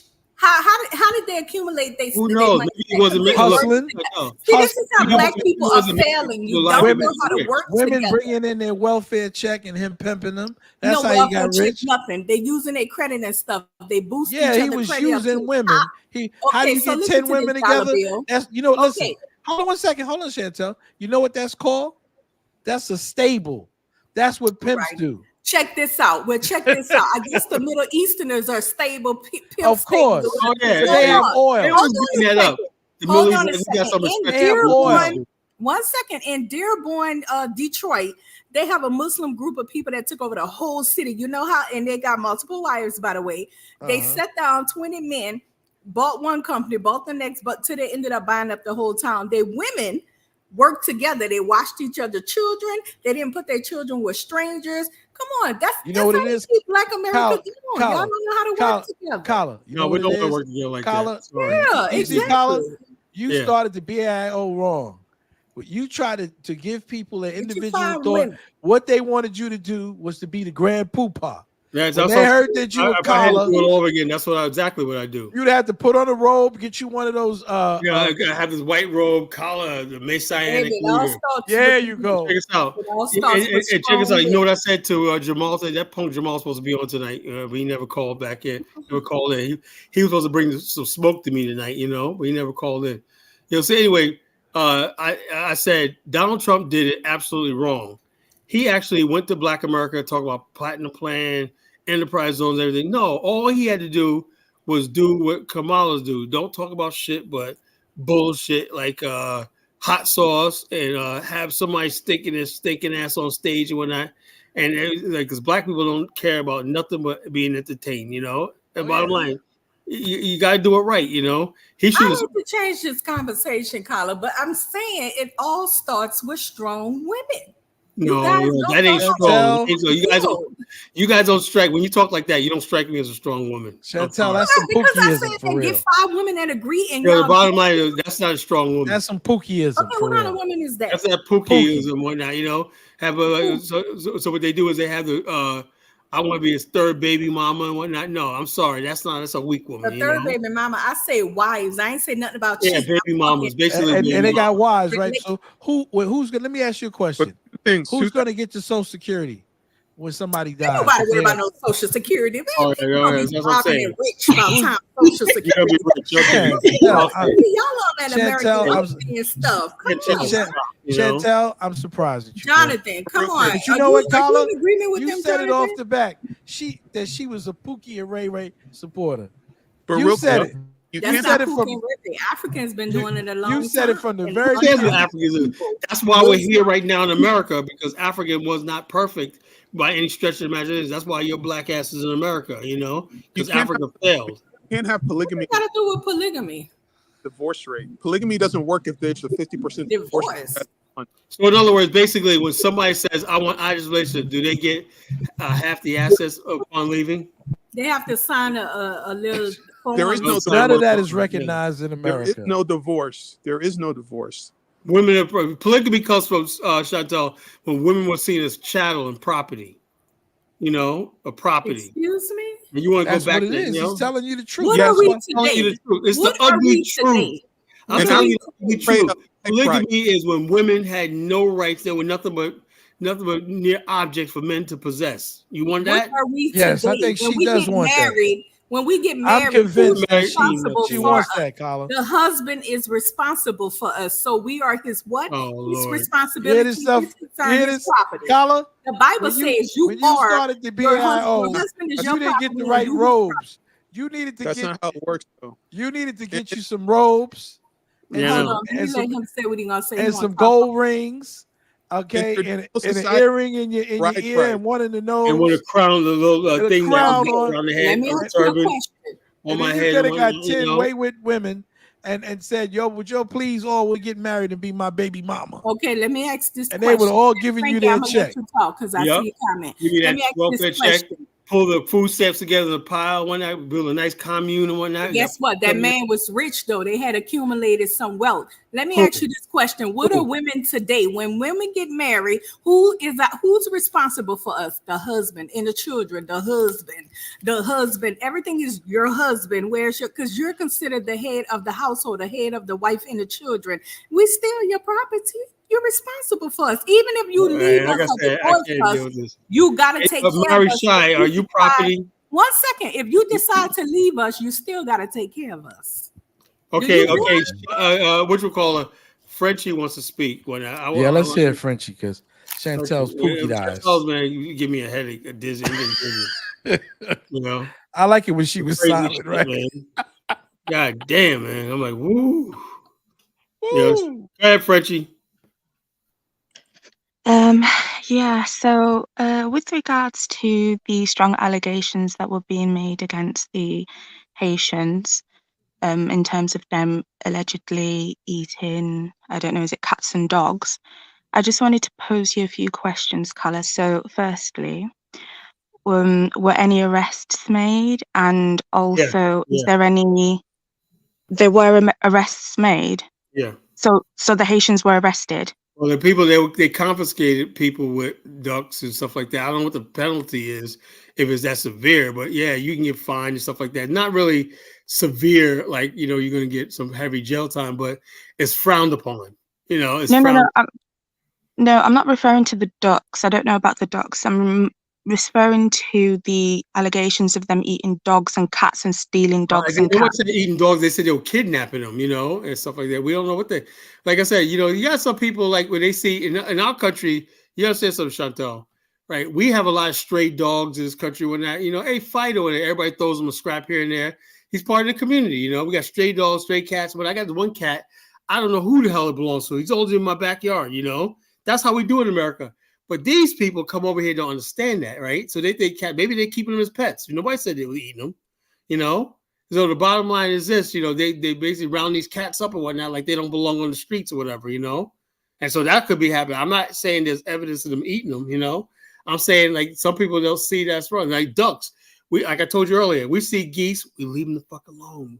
We go to Mount Trashmore Park out here. The pastime is bring some popcorn, some breadcrumbs, throw it to the geese. They come over and eat and whatnot, and you make a friend. You have your animal friend. We did it with squirrels. But for God's sake, when I'm playing my little cute little squirrels and chipmunks out there, I'm not trying to see them in a pot and boil them and eating them. That's what we're talking about. These people evidently, I don't know what they're trying to do with these animals and whatnot, and they're eating them or whatever like that. I don't know. Okay, so then why did you play that video earlier on then? Well, the video didn't show nothing. The one video Dollar Bill sent me. The one with the girl ate the thing. No, not that one. No, that was the other guy. Blind Man sent that video because sent he that wanted to say that she's African American. Do you know, like, all it takes is like not that video. The first one you played where the white people of that neighborhood I'm were just making those trying to show you. Be honest with you, that's the way a lot of them think, or feel, and that's what. And also, I should have played the other one where they had black people who sounded worse than the white people. They sounded worse than the white people. So these people can't be lying. Everybody can't be lying about this situation. Something's going on. I'm not there. I don't know. But no, my point is, if there weren't any arrests made and there's no actual video evidence that they've done such there vile is, acts, but like I said, then I said I don't want to play it because I know it's divisive. All it's going to do is of them eating the dogs and cats. Well, I know. I just seen videos where a guy had a van load of cats in there and whatnot, and so it just looks. So what does that mean, Color? I know in New York, because I need to cross-examine you right now because let me tell you something, Frenchie. Right, for years, right, we've been suspected the Chinese of doing that. So why is it unusual? The Cambodians and Chinese doing that. We've been saying that for years, right? That they were kidnapping cats. That, They do eat dog and cat, and even in their country they eat. Yeah, the Koreans eat dogs and cats and whatnot. We've been suspecting these people doing it for years. So why is it any different when somebody says it's happening with Haitians and whatnot? So I've never met any Haitians though that have eaten any dog. I never had met Haitians that did that, but I've eaten at a lot of Haitian homes. Like I said, it's possible because I know the Chinese, the Koreans, and all these other people do it. So because the Chinese and the Koreans do it, that must mean that the Haitians do it also. I'm saying nothing's out of the realm of possibility, And to me, hold on. I don't live in Springfield, Ohio, so I really don't give a damn what they're doing up there. That's on them. My only thing is, is that you make it the situation known that this is unacceptable behavior and move on. I'm not ready to say let's round all Haitians up and kick them out because they kidnap some dogs or some geese or whatnot. It ain't that extreme. It's not that important. See? But do they eat dogs and cats in Haiti? I have no idea. Right, exactly. Because they do it in Haiti, so it's acceptable to think that they'll do it in America. And if then that's the case, that's fine. Eat your little cat food. But that's not the case. That's not the case. In that video, the Haitians clearly stated that they do not eat cats and dogs. Okay, so it's clearly hearsay. It's conjecture.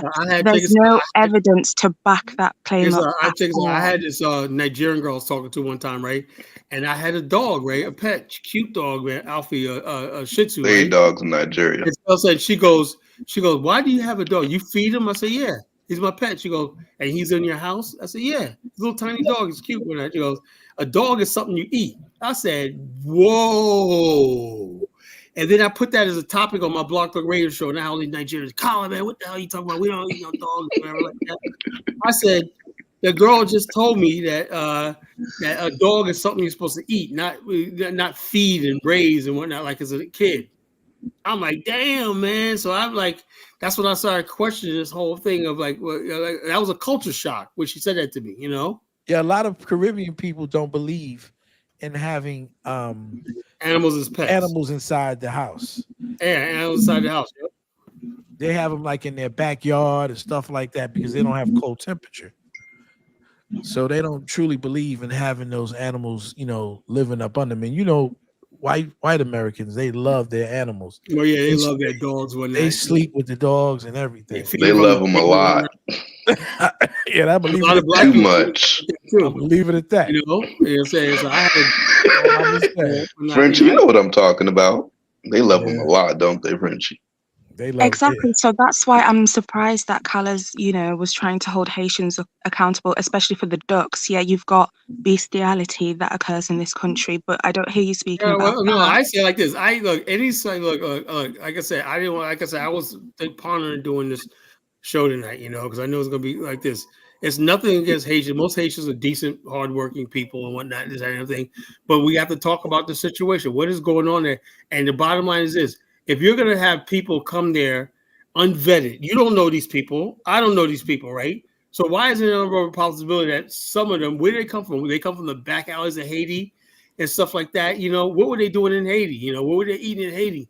You got people coming from a war-torn country, traumatized and everything like that. Why is not beyond reason if they're not getting food or whatever like that here and everything like that? Because I know for a fact I've seen Mexicans here kidnap ducks. When I told them, yo, man, we don't do that here. Oh yeah, they eat that stuff. You know what I'm saying? So why is it not? I remember I used to collect exotic fish. Yeah. And I remember talking to one of these guys in my job, and he was like kind of like laughing because I was talking about my fish. And I said, what's wrong? He's like, those same fish, we eat that in South America. Yeah, so bottom line is, this is a culture shock. But I was crazy to have food. I'm feeding exotic food. I like to say is how do we basically deal with this? Do we accept the cultural norms changing that fast where stuff like this? We need to know. But the bottom line is this: just to say because we're black, we don't have any right to ask these questions. That's wrong too. No, I wasn't. That's not what I was trying to get at. I'm just trying to see your What you're logic here. insinuating is that nothing is going on, and that's not the case. No, I'm asking for proof. I want the facts, not hearsay. Hearsay doesn't. I've seen videos but I don't want to have to play it. I don't want to play that. Okay, so you've actually seen videos of them eating cats and Oh, dogs. I didn't say eat it. I said I saw them with the dogs. And I seen a guy carrying. What does that mean? You've seen them with the dogs? If you're in the courtroom, honestly. A guy looked like a Haitian guy with a friggin' van load of cats. I seen that. Wow. So what does that mean, Kala? What conclusion can you draw from that? I said. I seen a man with van load of cats. I don't know if he was eating them or he could have been rescuing them. For all I know. Carla, they about to have cat gumbo and jambalaya. I don't know that. I don't know. I don't have the evidence for that, but for sake, I can't prove it. I don't want to prove it. And so basically, that's all I say. But the bottom line is the people that live there, they feel a certain way. So you got to take your. Look at Mike. He eats bush meat. Remember we had a conversation. Mike eats bush meat. He eats bush meat. You know what bush meat is? People don't understand something. I mean, you go out there and you see like meat eating animals, right? And they just start cooking the shit right there with the fur on it, right? And just start eating it raw when that like diving into it, man. I'm like, yo, I can't do that. No, not with the fur on it. It's so bush meat where I'm at. They got the the antelope all hanging up and shit. No, I'm talking about the monkey. They usually take the skin off. What you call it? They basically eat it with the freaking fur still on it and shit like that. I'm like, damn. That's bush people. So the bottom line is that's what people do. People do. Yeah, I seen a guy somewhere in Africa. He had mice. Rats on a stick, like a shish kebab. Yeah, and I was like, what? Yeah, shish kebab rats. Yeah, that's big in parts of Liberia and Ghana and whatnot. They say it's a delicacy. The dollar bill, you don't want to be like, we African. I want to see you with them, I want to see you with a mice shabab or mice kebab. We are African people, but we've been going off the continent for a long time. Not all Black Americans eat the same food. Not all Black Americans eat chitlins. So what's the point? Yeah, I'll be willing to try a chitlin. I don't eat chitlins, but some Black Americans eat chitlins. I wouldn't even be in a room with somebody or shake somebody's hand. Chitlins, gizzards, pig feet. I'll try it. I'll eat some gizzards now. and I eat I don't some eat all chicken that shit liver. like that. You know, I'm But very I don't finicky. I don't eat a no lot of hog stuff. maws. I don't eat no pig I don't knuckles. eat All I know is pork. people that ate that kind of food, I they eat damn pork. sure I lived a don't eat long pork. life. I don't eat pork. I don't eat bacon. I don't eat pork chops. I don't eat none of that stuff. I eat sort of You don't pork. eat pork. No, I I don't eat remember pork at when all. my father Assalamu came alaikum, to my New brother. York, I'm not a Muslim. I just don't eat pork. I and get my sick. father The doesn't smell eat of pork, pork. The and smell he's of the pork will make oldest me sick, living. man. You know. He's the oldest living male in the history of our family, and because he doesn't eat pork, so you know, and his So that's brothers. the answer. When his brothers found out that he didn't eat pork, and it was almost like a civil war. Oh They were yeah, all people angry with him. almost fight you. That's what they say, Dollar Bill. A pig ain't never did nothing to me. You know. Eat pig ain't never lips did and nothing to me. people eat pig lips and pig. Right. I had people in my family that were Muslims, you know, eating the freaking bacon and cheese. Yeah, sliding the bacon in it. I grew up in New Orleans. We call them the Asalama Bacons. So I grew up eating pig lips in New Orleans. We eat pig lips and pig feet and pigtail. Yeah, you guys are weird down there, man. Like I said, you guys ought to get with the Haitians, man. Y'all ain't too far. That's what I have to ask. So She might even be Haitian herself. She doesn't Haitians, realize just the same. where she's from. She might be Haitian herself. Might be Haitian about, damn self, you know? about the Haitians. Yeah, you are. She's a beautiful black American woman. Hold on. Do not put me in the that's not gonna category of hate nobody. I don't hate on nobody. I was responding to what he does in the chat. I don't be getting down with You don't know the history of Haiti and He Louisiana? said he was Haitian or something. That's why I thought I'm saying But you could be Haitian, you know. No, I'm not Haitian. Yes, you are. No, come on. I told you my great grandmother's Cherokee. One of my Oh, yeah, family okay. members. Everybody's Do you have proof? That Do you have proof? That means you can't claim reparations then. Do you have proof? I'm not Haitian, but I have a question. You from Louisiana, you might be Haitian. And look at Lil Wayne. If he don't look Haitian, who does? I'm saying, man, that's Haitian if I ever saw it, man. You know, Lil Wayne looks sick. Stuff around the world, but this topic is very touchy and hot right here. But I want to know what's up with the eating humans. Who? Who's eating humans? Haitians eat humans. Haitians, Africans that do it around the world. Like White people eat humans. White people eat black people in America. Africans sometimes that people say they eat the heart to gain the spirit of the enemy or something like that. White people eat black people in America. Yeah, Jeffrey Dahmer. Remember Jeffrey Dahmer? That's right. So there's a history of white folks eating black people in this country. Cannibalism, man. You just never know, man. So White people eating black people, Africans eating Africans, Caribbeans eating Caribbeans. People in the South Pacific are eating people. Headhunters and I'm just so happy black America ain't trying to eat nobody. What do you think about people that eat humans? Like, I mean, what is there to think about? I don't know. I mean, is that mentally ill or normal? Well, no, they say the meat is No, sweet. that's not mentally ill. No, we're not gonna do that. You know, I've never been that hungry. That's Elvis' job to come up here and make it seem like everything's about mental illness. Well, it's normal, John. Y'all ain't right. Don't talk about Elvis. He left. It's He normal, left the John. building. You didn't hear what I said. Africans which try to eat humans. You can't just make sweeping generalizations like that and not back it up. Right. Norms are developed by the society, right? So what is normal to one people may not be normal to another person. Those norms are set up by the culture and the society of people. When people deviate from those norms, then it's looked on differently, right? So so we can't look at the way we see things the way other people see things if we're not in their shoes. Mystics say it is spiritual. Yeah, they have that too. Dollar Bill. That's why all I'm saying is a lot of people come here. You remember something? They're not people more vetted. They were war-torn people. They were desperate, right? 20,000 people, and just right from Haiti, right? Know anything? You don't know what they go because a lot of weird stuff goes down there. These people were fleeing gang violence, cutting each other up and whatnot, and they were dumped into this middle class city in the Midwest and whatnot. You know, what do you think's gonna happen? You know. I think the people are not going to be prepared, and it's not their fault, right? I'm not blaming the people. It's just that the people are not used. You have all of these people who have been living in this area and have the privilege of being in this area basically without any black people. And so now they get some exotic black people from different parts of the world, and they're really like, going crazy, saying they're eating everything and making them. And this ain't the first time this happened. The Chinese people were accused of doing this back in the days, They still are. They actually did it. Yeah, They actually did it. They called them red. I seen a Chinese woman last time I was in San Francisco, dog walking. I'm like, oh shit.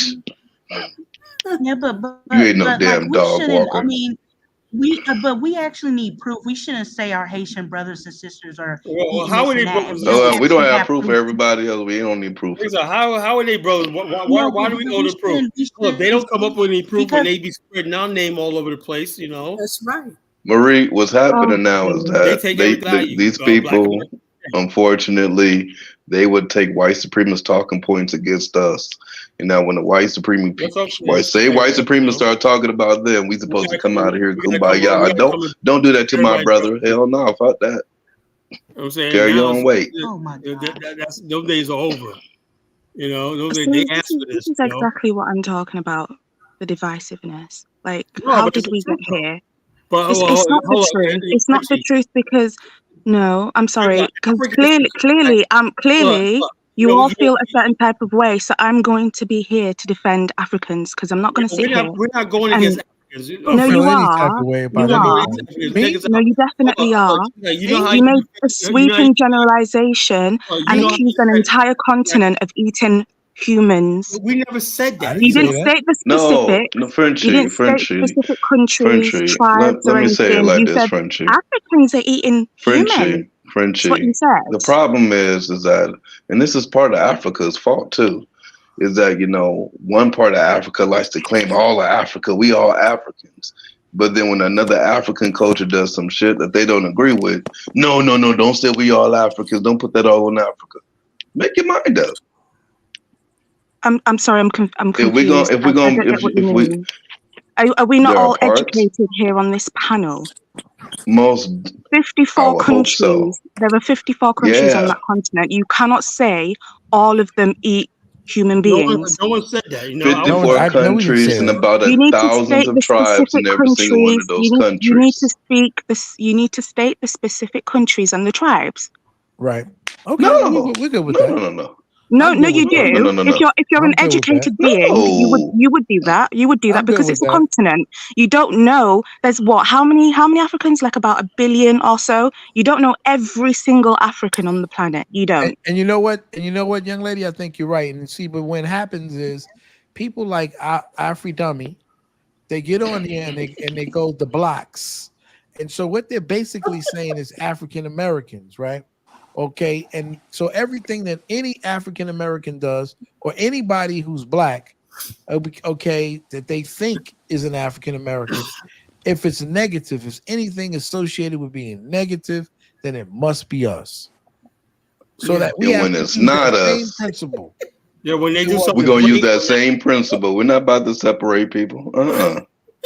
See, if they can't differentiate and can't say, well, that's not all African Americans. So when the gentleman first came on, his whole idea was, this country needs immigrants. No, they don't. This country was fine before they were immigrants here. It wasn't great then, and it's not great now. But they use the immigrants, right? And the immigrants use them because they come from countries that have issues. So they want to get here and make money. And there's nothing wrong with that. But don't buy into the process that you're here because they need you. You're here because you want to get something from them and they want to exploit you. That's just what it is. True that. Okay. I can't speak for Afrodamus. I don't know him. I don't know what he believes in. Okay, I don't live in America. Serious. So I'm not an American immigrant. Black America, right? Everywhere he look, Afro-dumbass could be a neo-Nazi for all we know, for all it's worth. He talks about Black America and whatnot, like we're just dogs and everything.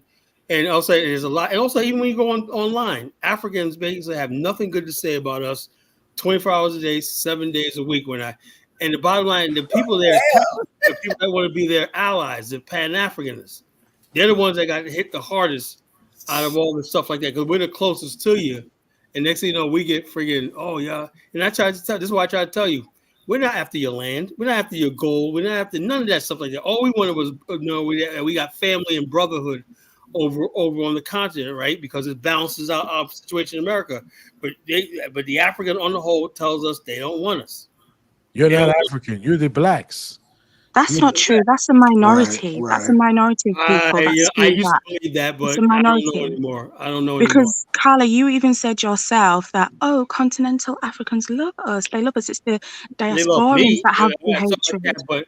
But the bottom line is this: what we could be doing, like it comes like that. Like I said, they love us, right? But do they respect us? That's the whole thing. I had somebody on one of the comments, right? On one of the comments, I forgot what show we did, right? Said, Carla, the problem is you African Americans won't take counsel from the Africans and us Caribbeans and whatnot, and you won't listen to us, and so y'all be a better off. And I said, I didn't comment, but I really want to say is, who the fuck do y'all think y'all are? I'm like, I'm really, who the hell y'all think y'all? You gotta take counsel from y'all. Are y'all crazy? And people say stuff like this, and then when I react, like, the arrogance of that, of that statement. You don't know who you're. It's like Mike. I don't know who my ancestor tribe is. So what? Exactly. I'm sick of hearing that. Like I'm less than. Me too. And people don't understand. So therefore, when something comes up with other Africans and so like that, you want us to still come and cape for y'all and be like, oh, this idea. When y'all throw us under the bus all the time, they ain't worthy. They don't know who they are. Like we have some. Maybe the white people don't like you. Like Mike, maybe the white people don't like you. They like us Africans. They like us or whatnot. We're better, Exactly. And that's what we get from a lot of them, So you can see, sister, that when these things are coming up, it's not us who are coming up with it, but everyone looks to us to jump up and say, "Listen, be their savior." When those are our people. Don't treat them that way. Don't say that. But they're not responding. They're not reciprocating by saying to the white man, "Oh, those are our brothers and sisters." Oh, well, we understand, your problem. And see, this is where the animosity comes from. Well, you understand what I mean? And so every opportunity they get, they're on the internet talking about how they don't like African Americans, and then they've got names for African Americans, and we don't have names for them. The names that I gave, that I told, I even cringed, right? Some of the stuff that I said to Mike, but I gave to him exactly what white America has been saying to us all these years. And see, he couldn't take it, but he thinks white people are his savior. Oh, they would never say that. They would never do that. That's exactly what they say to us. Because they taught us that Africans were nothing but monkeys and friggin' and booty scratchers. That's what they taught us. Yeah. They anytime you say to like Africa, when you even tell a white boy back in the days, Africa, they make fun of you, clown you and whatnot. Yeah, you're gonna be running around starving like the Ethiopians and whatnot. You know how many fights I got into over the Ethiopian situation? Back in the days and whatnot, because we're defending Africa all the time and whatnot. In his mind, I'm a cotton. What do you call me? A cotton picker. A cotton picker. Yeah, a cotton picker. And my folks didn't even pick cotton. And mind you, he called me a crackhead. I was highly offended. Like, what the hell? I've never done crack from that, sir. And I'm trying to figure out. I'm trying to figure out. You're talking all of this stuff, and so I'm saying, look at your country. Can you live in a country where you don't have proper sewer systems, and you don't have to be a civil engineer to get a proper sewer system. The Romans had it, and they didn't even have concrete yet. They had sewer systems. They had cobblestones. Which I know they say we civilized Europe. Yeah, right. Yeah, right. 2,500 they had running water, sewers, aqueducts, and all that stuff like that. You go to Africa and whatnot. It's like it's a luxury to have indoor plumbing. Come on. So the name toilets, continuous electricity. The bottom line is a luxury. All right, they got toilets now. Yeah, they got toilets now. They got toilets now. They got that. They got the septic system. There's no sewer line. But I So we mean, get like tired calling of them it. Yeah, names like that's all, Akata Frenchie. and You know, a Mzungu lot of and times on this platform, you get a Oyembo. person, a Yeah. black person will be talking to a person from the Gambia. Then out of nowhere, a Nigerian wants to come up and defend the Gambian. And then you get this guy named Zongo that wants to come up and defend. It's like, wait, all of y'all against Black America?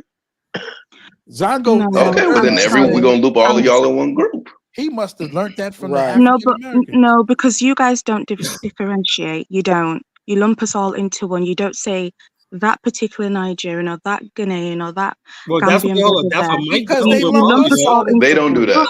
Hold on, They please. don't Hold do on, that. Yeah, let us please. speak. Let us speak. Hold on, please. Sure. Okay, because you guys are making it seem like this entire beef, it's one-sided, and you guys are the ones being picked on.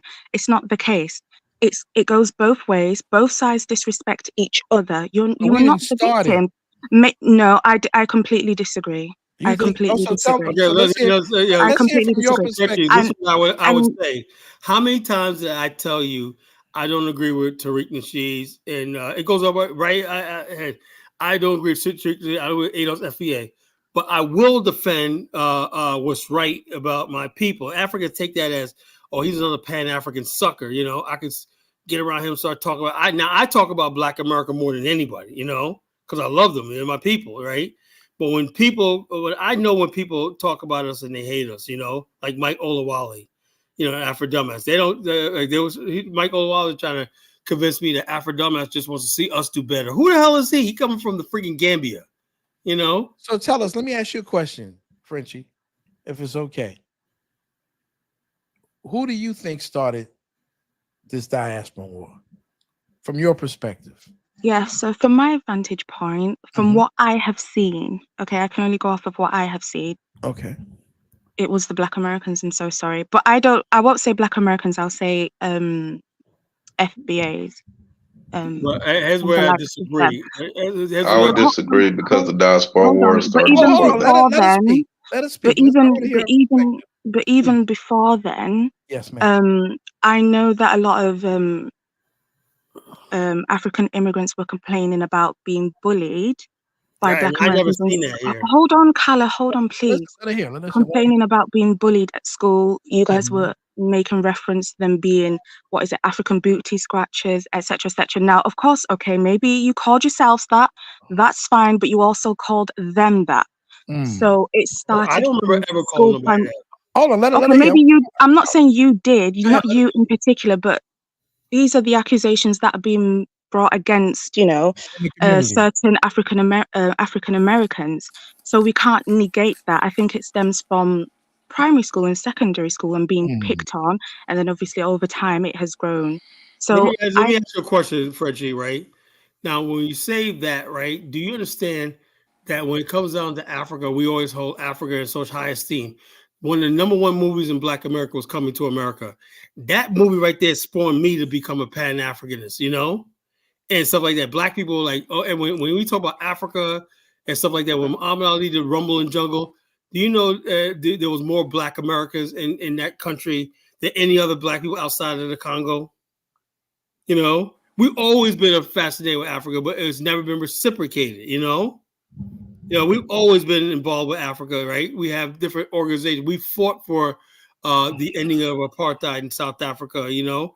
Every time an African leader comes to America, they meet with Black church leaders, congressional leaders, everything like that. Because we introduce them, show them around Washington and stuff like that. We do that, you know?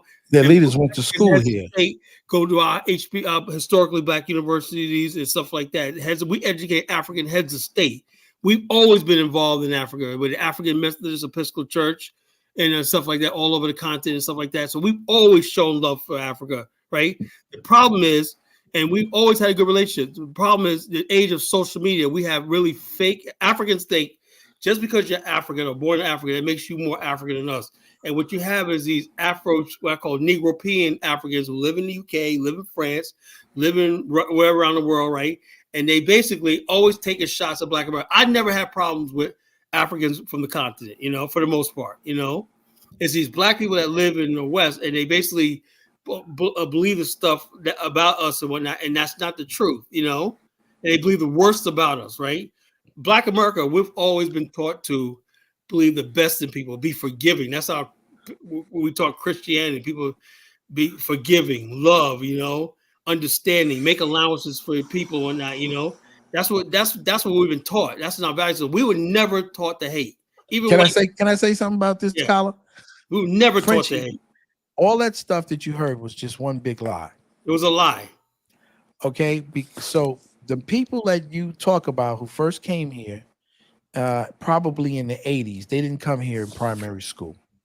They came here as adults, right? Mhm. They didn't come here in primary school. The kids who came here in primary school probably came in the 2000s, something like that. Okay, but most of the people who came here initially were adults. They weren't little children, and so the thing with African booty scratch is something that we've been calling each other for a long time, and primarily people like me and Kala, who are darker skinned brothers. Okay, they've probably said it to us in the community. If people were bullied because children bully. That's what children do. Children are very cruel, and children bully other bullies. They bully other children. That happens here in America. They weren't bullied because they were African. They were just bullied because they were bullied. Children bully other children. The weak always being bullied by the strong until you bully the bullies. All right. And that's part of it. So all of this stuff that they were saying was basically a lie. Nobody was against them. Most of the people who came here were adults and pretty savvy. Those individuals who came there, they had been to the UK. Okay, they had been to Canada. They were really Negropeans, like he said, when they first came here. When I was a young man, the large influx of Nigerians who came to this country, okay, drove expensive cars because they came from families that had money, right? These weren't poor people. These were families that had money who first came here to America. And nobody was calling them African booty scratchers. They were intermingling, they were partying, and they were marrying African American women and getting their green card and going to school and doing all of those other type of things. So what happens is when they started importing their women into America, they started with all of this. This is what, these are the African Americans. We don't want you to mess around with them because they didn't want their women, okay, to be mingling with African American males, right? They wanted to keep their women in the dark. They didn't want them to become Americanized. They were afraid if they became Americanized, the things that would happen to them. But after they had already been in the country, did their thing, went to college, partied, and all this other stuff, they weren't discriminated. They were inside of the Black community. They went to HBCUs and all of that stuff. And they'll tell you, Mike will tell you, he didn't have a hard time here in America. So that was essentially a lie, Frenchie. And what you call now that this guy says, Paige says, forgiving peaceful Black America while your community is a war zone. But Black America is not a war zone. That's another thing that they lie about our community. Haiti is a war zone. A lot of countries in Africa are war zones. We're not. There's nobody cutting each other up in Black America. Yeah, we got areas that are crime rates and everything, of course. But all of Black America, 45 million people are not living under the gun. So don't act like all of Black Americans in a war zone. Where do they get this stuff from? Yeah, they white do people. that. They do that. They do that because they want to keep the women. They want to keep the women not dealing with African American men. So after they've done their little thing, got them an African American woman, and some of them leave children and all that other stuff in the Black community, and get that green card, then all of a sudden, don't mess with the Akata, right? That's basically what it is. It's a hustle. It's a hustle that they've been pulling on us, Marie. And they always come over here with that princess. We never had any names. Think about this. We have never had a name to this day for Africans. Okay. African booty scratcher wasn't your name. It was a name that we were talking to each other. So we had no name against Africans. How did the Africans get the Akata and all these other names that they have for African Americans? Right. And the bottom line is Now, stuff that could you answer that? No, hold on a second. the stuff they be saying Hold on a comes out of second. the gutters of friggin' Could you answer that for me, Frenzy? Lagos and stuff like that. You Well, know, firstly, Akata is a Yoruba term. I'm not Nigerian, nor am I Yoruba. Muzungu refers to white people, not Black Americans, G, so that's a lie. Now, I'm not... Carla, remember on Dinah's show when I said to you, you guys wouldn't like it if we didn't empathize and sympathize with you and your struggles, and we called you guys liars for the things that you rightfully complain about. well, they do. The things that Africans you go through. don't do that. But You hold know? on, please. I Hold want on, to hear. please. I want to Hold hear on. what she says. So we don't turn around and say to you guys, you're lying, you're just being victims, etc., etc. So if I've got Black African immigrants in the States complaining, saying that this is our experience, I think it's very, very dangerous to go and say that they are all lying, because you wouldn't like it if the rest of the world looked at your struggles and your plights and said, well, do you know what? I think you guys are lying. Well, you know why I'm saying they're lying? Frenchie, you couldn't Because we call don't know. being Because African, Hold on a second. Let me. being called an African booty scratcher is not a struggle. Hold on. It's not a struggle, but it's an insult. It's an insult, though. Hold on 1 second. It's an Hold insult, and yourself 1 second. Hold up, gentlemen, and just relax. I'm saying that I called them a liar because I know your uncles and stuff. I'm not saying your uncle specifically. The people who came here to America, I partied with them. I know a lot of them in New York City, and they weren't being called African booty scratcher because this is something that children say when they're in elementary school. Most of these people did not go to school here. Most of the people who first immigrated to this country came here in student visas. And those student visas were for college. And those are facts. So who is calling a person in a college and a university an African booty scratcher? Nobody. No one. So I'm telling you, they're being sensitive because they hear the word African. So they assume that we're talking about them.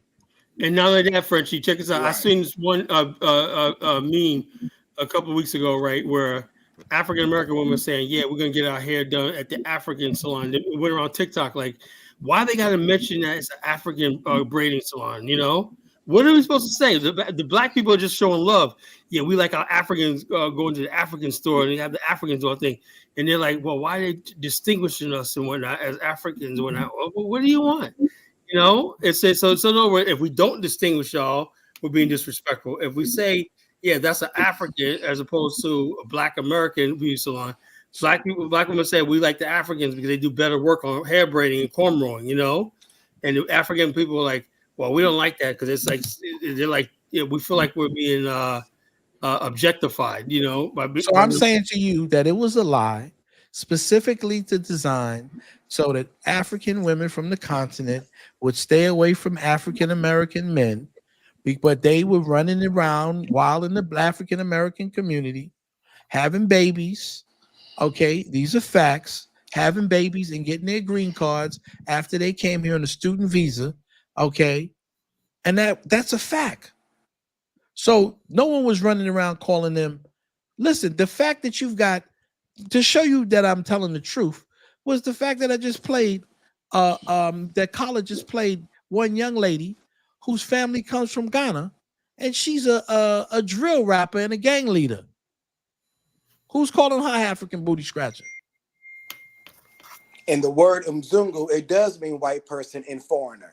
It does. Yeah, mean but listen to what I'm trying to say. I'm not so interested in winning the argument. Impossible. You know, somebody. This is Michael. Hold up, Michael Blackson, right? Some African guy, like I said, well, they don't like us when he said, no, you just don't know them. He said they really like you don't know them. He said, well, sometimes when I'm trying to interview somebody, they act like they because I'm an African. He said, no, I'm not African. Sometimes this is how black people in America are, right? Africans come across as, you know, like I said, they're taught that they're, I'm from this tribe, I'm this, and they basically look down on us because we're a minority group here. They come from areas where they're majority. The people in their society have power. they look at us as people. They look at us with the same prism as white people do, and black people in America can sense that. Our people are very loving people, but we can sense when people are looking down on us or thumbing their nose at us, right?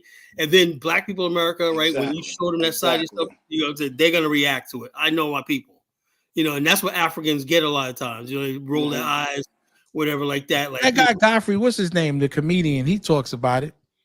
The one from Chicago. That he said that he was being called African booty scratcher, and he went to school in Chicago. There's another guy from Chicago, the guy from Passport Heavy. Was he being called African booty scratcher in Chicago? Yeah, and Godfrey, that dude goes hard for Black America too. He gets crazy love, and he gets crazy love. Yeah, so even Akon became a daggone millionaire. Who's supporting him behind his records? Black America is what made Michael Blackson a household name and rich. He's like a top billing. So if this was the case, Frenchie, that everybody's assuming that this is what happened to them, then how could all of these guys get prominence and respect in the African? David Oyelowo, my favorite actor, he's playing a coveted Bass Reeves. Ichua Echefa. Idris Elba. These guys are African guys. And they pack the theaters when they make movies. That's 12 Years a Slave was brilliant.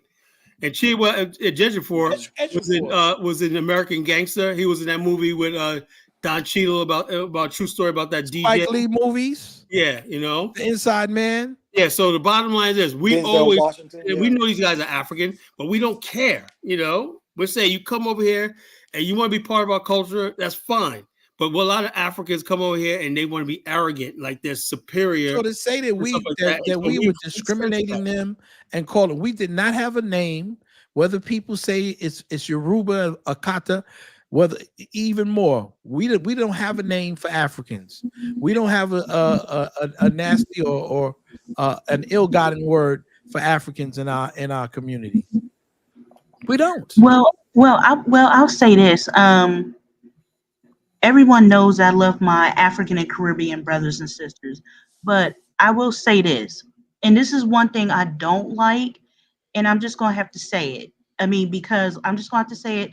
I don't like when some of them call us mixed blacks, because a Ghanaian guy, he at my job, this was maybe years ago, he called me a mixed black. I was just like, what? I can't help it that my ancestors were enslaved, and I'm not saying it was all rape, but I can't help that I have admixture. So why do we have to? They try to shame us. They like to shame us. They want to shame us into saying, "Oh, you're not really an African. You're the blacks." So I disagree with you, Frenchie. I know people have told you that it was them who made them feel a certain way. And I'm telling you, I'm not saying that some people didn't go through certain things that they went through, but not nearly. I think it has a lot to do with how much money you have, because there's so many Africans that have integrated themselves in the African American community. Yeah. So many of them. We used to have Afram Fest out here, African vendors from Ghana be out here selling their wares, getting nothing but money and love from Black America. With the Afram Fest, the Moja Festival, one night. Who was buying all the stuff? We're buying all this shit, and African restaurants. I don't know if you ever look at it. Baba Olatunji came here in the 50s and started his group, his African drumming and dancing group in New York City, and went across the country. Fela Kuti came here, Hugh Masekela, Masekela, that's my man. That's Masekela and whatnot. So the bottom line is this: we've always shown love and respect to the continent and whatnot. It's nonsense. This is all social media driven, because the bottom line is this: like I said, I used to watch people online say, "Oh, it's a war in Africans," I said, "We're trying." It's people usually from the UK who've never usually black been to America. That's the stuff that kills me. Half of these people have never even been to America to tell you about. First of all, even Caribbeans will tell you Marcus Garvey didn't get that. He didn't start in Jamaica. He got lodged here in America. Yeah, he blew up here in America in Harlem. Exactly. So we couldn't have been hating. Black America is a birthplace of Black unity and Pan-African and Black identity. I'm glad y'all being real tonight about your The bottom line, look, we like this, but we don't believe in the ADOS FBA nonsense. No, You know, you should talk down on the people in general. No, I don't talk down on people. Oh, yes, you do, No, sir. I don't talk down. No, I check Black people. That's a difference. No, and when you know what I'm check saying? Because you guys go too, you guys go too far. Hold on. This is what I'm saying. This is what I'm saying. If I tell you that one of my favorite shows right now is Bass Reed, played by a British Nigerian and whatnot, somebody like you will say, why isn't ADOS FBI guy playing that role and that? And I'm saying to myself, no, the hell I wouldn't either. But I'm telling you what I've been witnessing. I'm saying like this. That's why Africans by clowning your people. Yusuf and all these people, they have a hatred for Black immigrants, right? And I don't rock there with you go again. Now you switching over because I'm addressing you. Chantel ain't got no hatred for Black immigrants. I sure don't. He's switching over. He's trying to deflect. But we're gonna stay on this. You and Dollar. Let me ask you a question. Why are you Africans? Hold on. Why does somebody need people? Don't get mad because now they up here saying you this, you that. You actually led that. It led all of this right here that's going down. Oh, it's all Colin's fault and mine too. Well, my fault. Yes, because y'all entertain Africans by throwing your people under the bus. Oh no, I don't throw my people under the bus. I throw Negroes under the bus. You know, there's a difference. I have a PhD in Negroology. You know, and that ADOS FBA stuff is nothing but ghetto gutter trash. You know, that's all it is. You know what the problem is, Colin? All I'm saying is that's where it comes from. The thing is, Colin, you know what the problem is? Bus, and by entertaining Africans by throwing them your people under the bus. See, you try to correct. We're family. Africans are family. We could talk among each other. Exactly. We family, but you sit here telling her rooms. Ask Elvis, man. I go into Liberian chat rooms and whatnot. I'll be tearing. Nobody ever said, "Call you're African American, get out." Whatnot. You know, they treat me like, okay, you know, your ancestors helped build this country. You got a stake in Liberia. Your wife's here, and whatnot. So that they know I'm invited to the discussion. Africans, as long as they basically want to be part of the Black race and whatnot, you know, they're invited to discussion. That's why I let this panel be open to everybody. I want to make sure half my moderators are African, half are African American. But let's allow her to continue to address the foolishness of your. But why does she have to be on trial? Your people. But why does she have to be on trial? The foolishness of their people. Why she's not on trial, but she's not on trial, but she voluntarily spoke up. Yeah, but I know she all did. Africans. Exactly. No, she said that herself. Exactly. No, she didn't. No, that's not true. I asked Dollar her. Bill, she said she's going to be up here defending Africans. So she's defending Africans. She said that she's going to defend all the Africans. No, we're not going to do that. I think, hold on, but I think what Dollar Bill said, Frenchie has a misunderstanding about it. That's all. I'm not, and that's all I'm trying to clear up. I'm not going to put the sister. I'm not going to do what Afrodamus and those people try to do. They know they basically twist our words.